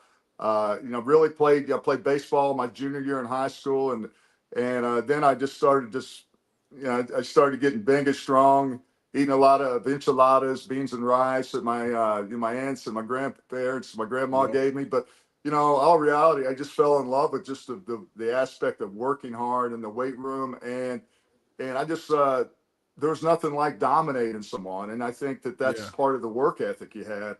I was a state championship. My junior year, I think my senior year, I was the runner-up in, I think, the discus and the runner-up in the shot put. But that's the closest I got to running the hurdles was the shot put and discus, man. That's about it. Got you. Well, the reason I even asked that is it seemed like just about every level you've won. You've been the champion. The collegiate level, obviously at the NFL level as well. I guess it's more of a broad question. When you look back at those championship winning teams, what does it take to reach those pinnacles consistently? It just seems like championship and winning followed you. Like, what did it take? Well, I think for one, you got to have a great coach, and I think you have to. For me, I think you embrace that as a player. I think obviously it's changed now in college football. I mean, it's just with the NIL and the transfer portal. Not to say you can't do those things, but coaches, they have to coach at a different. They have to change their philosophy because of just the landscape of it. But for me, I think it was just. I wasn't the most athletic guy. I mean, I had to work my ass off for what I had, and just it wasn't given to me. My work ethic from not having a whole lot, that story, and really just overcoming a lot of obstacles. Failure was part of my career, and I think should be part of everyone's life. That happens, life lessons. But I tell you what, I had some great coaches. Guys that really believed in me. Coach Switzer, I can't say enough about that guy. I mean, I have so much respect for me. I quit, and he taught me in and said, "Hey, look, I want you to come down here at OU and be the best Mexican I ever coached." And I'm saying, "Okay, coach, let's go." So he believed in me. You need guys like that believe in you. The message we got. Because there's so many guys, you got to be transparent, And I think coaches do a good job of that, is seeing players, what little intangible thing that they have and bringing it out. And, for me, it was the work ethic. I had a lot of guys that, I followed their pattern as far as practice. Practice to me was something that if I could get through practice, the game was easy, because I think it depends on, your competition. Certainly in NFL, when you're practicing again and working against guys like Larry Allen, Eric Williams, those cats, Mark Stepnowski, Mark Tunay in the NFL.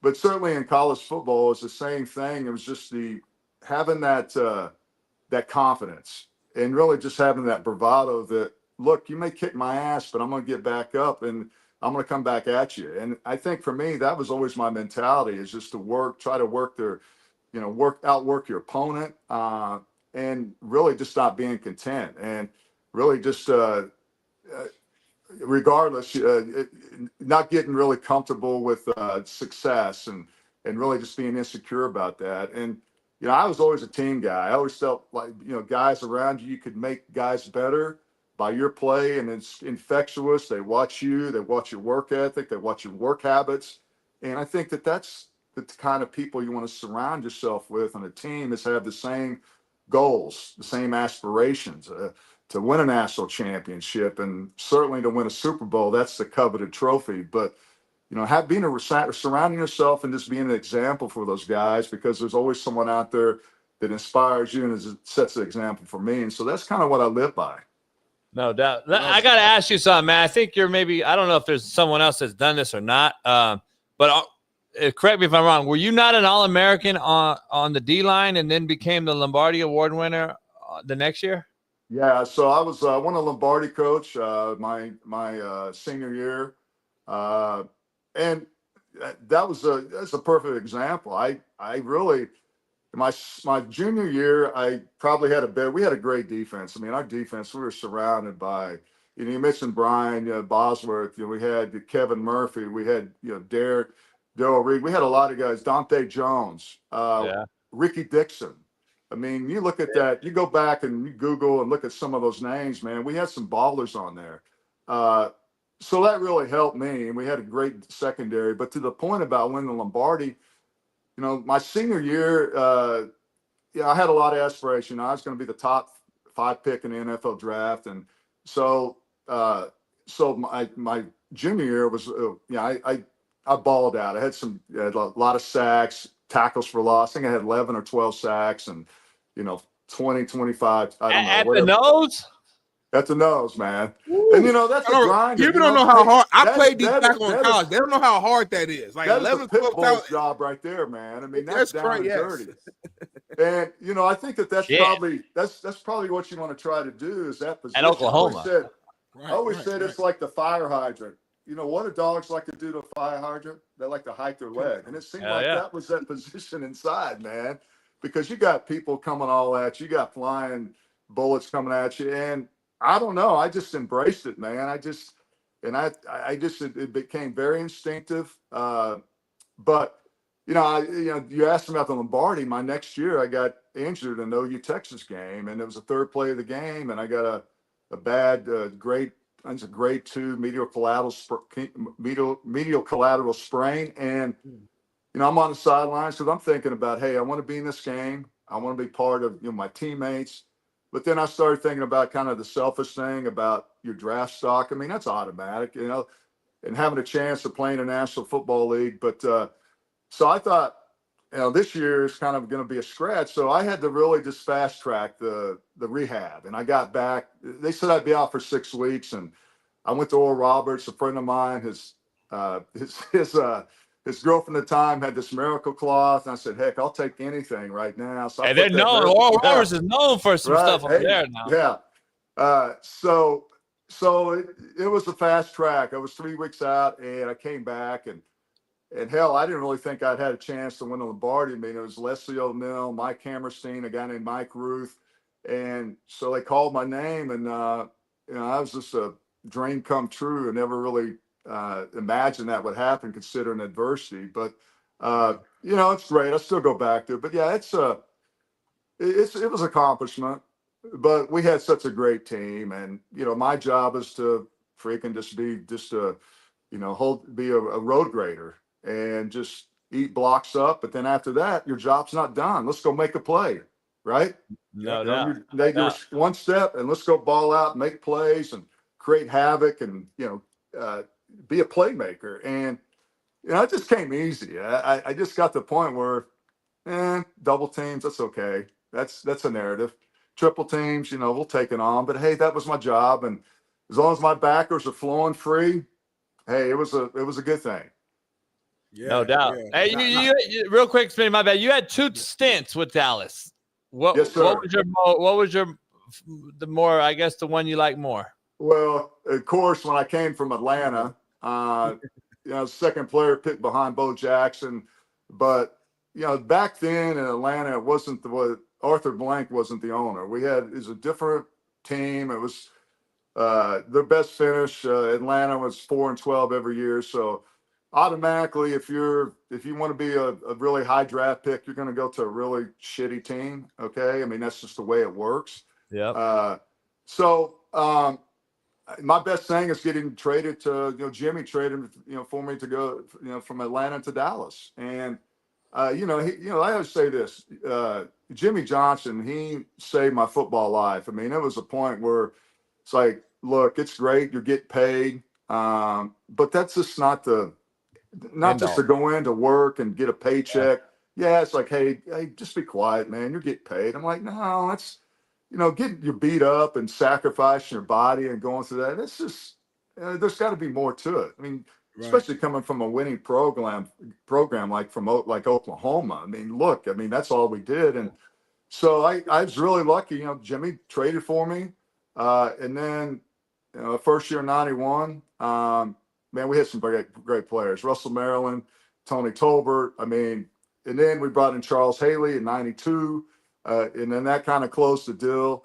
And then we won a Super Bowl, back to back. I think there was 2 parts of that story, Coach and Smitty. I think the fact that I was able to come to a team and really enjoy playing in the NFL and winning and enjoying everything that comes along with that team of the 90s.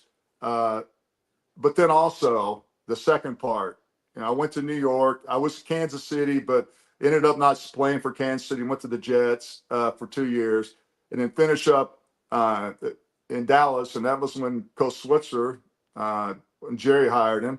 So I got to come. I started my career with Coach Switzer, and I finished it with it.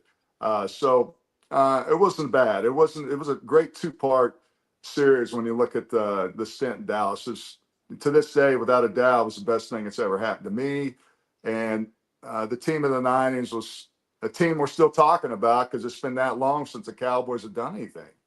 Yes, it has. And one thing I just noticed too is that, if I'm not mistaken, you played with Dion in Atlanta, and then you played with him with the Cowboys as well. If I'm not mistaken. I guess, is there a favorite memory that just stands out in the locker room? It could be on or off the field, whether it's in Atlanta or Dallas, just something that stands out of your time with playing with Dion. Well, the first memory I have of Dion was when he was playing baseball. I believe it was his rookie year. He's playing baseball for the Yankees at the time. Yeah. And so I think they had a game on Saturday or Friday. I think I may have been, anyway, I think that's the game he hit a home run. And then he got on the plane, and I'm just shaking my head. I'm just shaking my head now because the opening kickoff, he takes it all the way to the house, scores a touchdown. I'm like, my gosh, this freaking dude is special.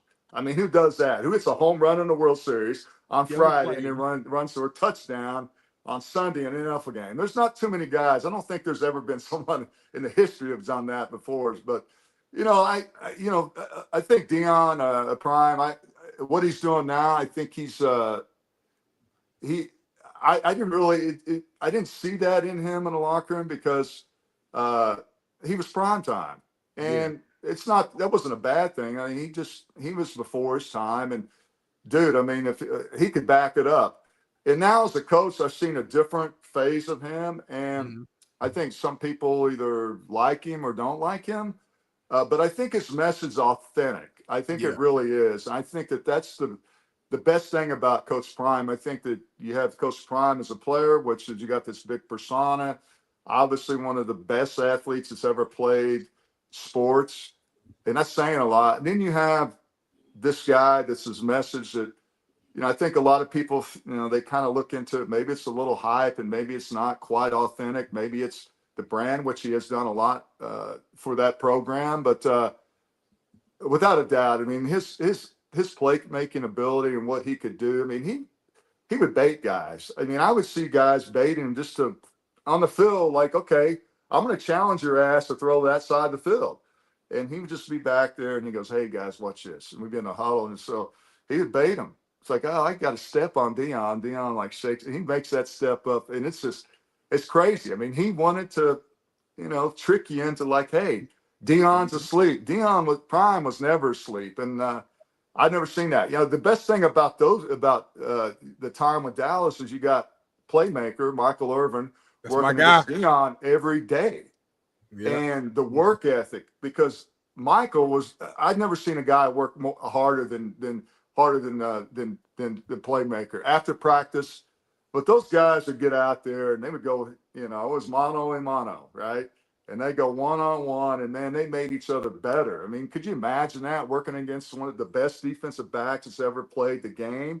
And and then you have the playmaker, Michael Irvin, working against each other. So they went at it in practice. And Dion did have that work ethic. But, man, in a game, I've never seen anybody shut down that side of the field. You hear about that, but to see it and watch it, and just kind of like, hey, his philosophy, like making you get a little relaxed, and the next thing you know, it's like it's pick 6 for Prime. Hey, I got to ask you something about your heritage real quick. So, are you half Hispanic, half Indian? Okay, so I'm Irish. I'm Mexican, Irish, Indian. Yeah, Cherokee. Yes, Cherokee. So I got some Cherokee in me, so I already recognize. No, you don't, Jason. No, you don't. You're pure white. He's pure white. I got Cherokee in me. Smitty don't know. That's what that crazy blood that'll fuck somebody up real quick. That's that Cherokee that he don't know. You can't go to Smitty don't know about that. I got 65 first cousins. That's how big my family is. 65 first cousins. Yeah. So my dad there was 13 of them, and you do the math. Yep. So there you go. And it was so funny when I would go around family reunions. I mean, this is a funny Coach Switzer story. So the first time he did a home visit, he comes to my house, and my dad comes in. My dad's Mexican and my mom's Irish Indian. So my dad comes out, hey, Coach Switzer, how you doing? And my dad's like 5'7". Then my mom comes out, and she's about 5'7.5". She's tall for a woman, female. And so then I come out. I just got through working out, and he looks at me and he goes, "Oh my God!" I said, "They need to check the DNA on you, Pete." That's my dad's saying. But anyway, it was just weird, because when I go to family reunions, I would like tower over people, because Latinos they're more like soccer and place kickers. I mean, there's some guys in the NFL, but we're not. Ruben in the chat. Yeah, Ruben. So I mean, I bet your coach, he probably never recruited a whole lot of defensive tackles that were Hispanic. He was racist. Yeah. He didn't do it. Nah, he's racist. Yeah. Yeah. So, anyways, that's kind of us coaches are racist when it comes to it. We're looking at Smitty first, and it goes to the big long edge rusher, and then if there's a Munoz floating around, we're gonna take Tony Casillas, yeah. Hey, floating around. There's a Munoz that's floating around. Tony Gonzalez is mixed, so yeah. Oh, man. I tell you what, his ex-wife, she married up, didn't she? Yeah, no shit. No shit. No. Oh, hey, no shit. Hey, are you in Tulsa still? No, I'm in Dallas. I've been in Dallas. Yeah, I've been in Dallas since '91, and I just had my first grandson, so I'm congratulations. About a month old. And my name's Poppy. I go by Poppy, not. So you know how that is. My wife, she's Coco, but yeah, there's nothing like that. I always hear people talk about it, and you get older, being 61, you just man, you look younger than me. Well, Yeah, I like that cigar, man. What kind of? I'm gonna ask you, Coach. What kind of cigars? What's your favorite cigar? Well, my own are my favorite slapdicks, but Okay. that's there. You know what? I do a lot of different ones, but I'm a triple leaf guy, and I'm a Maduro guy, so I like them strong. So triple leaf though, wrap, no filler, no bullshit. I got to nowadays. I got to do the good ones, man. If you're gonna smoke it, you might seeing you in the hot tub, man. What you have? Is that a little old fashioned? What was that? A little fashioned? No, I just whiskey Coke. Whiskey Coke. Hey, now today he's a little softer now. Only thing he drinks are Palomas, sugar on the rim. Shout out to the Mexican homies. Shout out to the Mexican homies, Palomas. Come on, Coach, man. Hey, I thought that dirty water, man. Sometimes that dirty water makes you make some dirty decisions. It does. And, hey, I got off the whiskey for a while and went straight. Now it's either straight tequila, añejo, or Paloma, and that's it. I stick to those two now. That's not a bad change right there, brother. Nah, man. You know what I mean? I got to send you some cigars, though, for definitely. Oh, absolutely. Post is one of my favorite spots. I try to tell Smitty, under recruited area that is very, I think, in the thick of things. I know Texas is, we talk about these huge stadiums and all this stuff. California and Florida and Texas and all this, the best players. But I'm telling you, as far as atmosphere, Tulsa, Oklahoma is premier number one in my book. Yeah, like, so I mean, you're familiar. Yeah, so you're familiar with Jinx and Union and those. Oh yeah, schools. Fuck. Let me tell you this, Coach. There's a new coach that they hired at Broken Arrow, and we're getting down, going back to the neighborhood. Guy named Travis Hill got the new head coaching job at Broken Arrow. But yeah, you're surprised. I mean, here's the thing about it. Like in Oklahoma recruiting, with Switzer especially, you never, obviously the things are different with the NIL and guys getting paid and everything. But if a guy ever got out of Oklahoma and went across, that was a crime. So, but yeah, that's you're how right. It was here. USC, UCLA. You lose an LA kid like Darian Hagan going to Colorado and Jamel going to Oklahoma at the time, or Lawrence Phillips going to Nebraska at the time. Shit, they're about to fire guys out here like Toledo at UCLA and Robinson was just leaving and Larry Smith era and at USC. There were guys on the hot seat. You lose an LA guy. It's the same with Oklahoma, sure. Yeah, well, as far as recruiting against Coach Switzer, and I think I'm just by. I mean, the guy was a tremendous recruiter. I mean, I had a chance to meet him, and he's just. He could. He could persuade you. He could, and he was great about that. I mean, that's the greatness of recruiting. But yeah, I mean, the genius of recruiting. But Oklahoma, you're right, is underrated when it comes to talent. I mean, there's ton of talent there.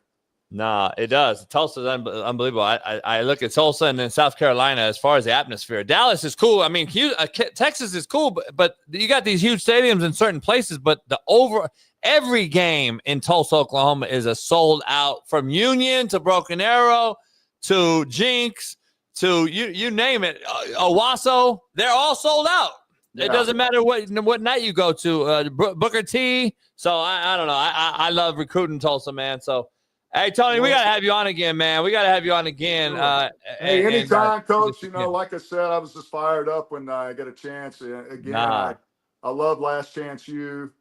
Big fan of all the shows. Appreciate certainly checking you out. And Smitty, I mean, thanks for having me anytime. And hell yeah, we got to do it again, man. This is what you have. You have fun, and that's the greatest part about doing this. Hell yeah, man. That's why we're trying to blow this thing up, and guys like you, man, are helping it. So I can't thank you enough, man. And we'll have to have you again soon, brother. Appreciate you, brother. Sir. Good luck to everything. Hope everything's good and the family's well. All right, brother. Good smoking, man. Hell yeah. See you guys. Later. Man, legends back to back. Tony Casillas, man, legendary Tulsa, Oklahoma, pride of Tulsa, Oklahoma. Yes, and sir. Oklahoma Sooner legend. So, man, hell of a show. Then back to back, double 2,000 guest days, I think. I don't know. But man, unbelievable start of the week. Yeah. Unbelievable start of the week, Smitty. And I need a drink, boy. That's a loaded show. So yeah, make sure y'all pound that like button, subscribe if you haven't already. I gotta go take me a shower, get dressed, head to the studio, man, produce this segment, and get ready for the rest of the day. So if y'all need me, I'll be in the Discord all day. Me and JB gonna be in there all day. And then yeah, we'll see how I get them all. Who's on tomorrow? We know, Bailey. I'm gonna tell you right now, I'll give you a little heads up real quick as we bounce. Let me tell you real quick. I got all kind of shit cracking. Here we go. Tomorrow, Smitty, we got Jeff Diamond, NFL draft analyst, and Jay Paterno. Jay Paterno. Yeah, look into Jay Paterno if you don't know who that is. Those are nice. Those are good guests right there. We'll have some more loaded show, and then all week long, man. We got loaded lineup all week long. So the show continues. The Realest Show on Planet Earth. Pound that like, subscribe, become a member if you're not one, and we will see you tomorrow. It's Work Boot Wednesday already.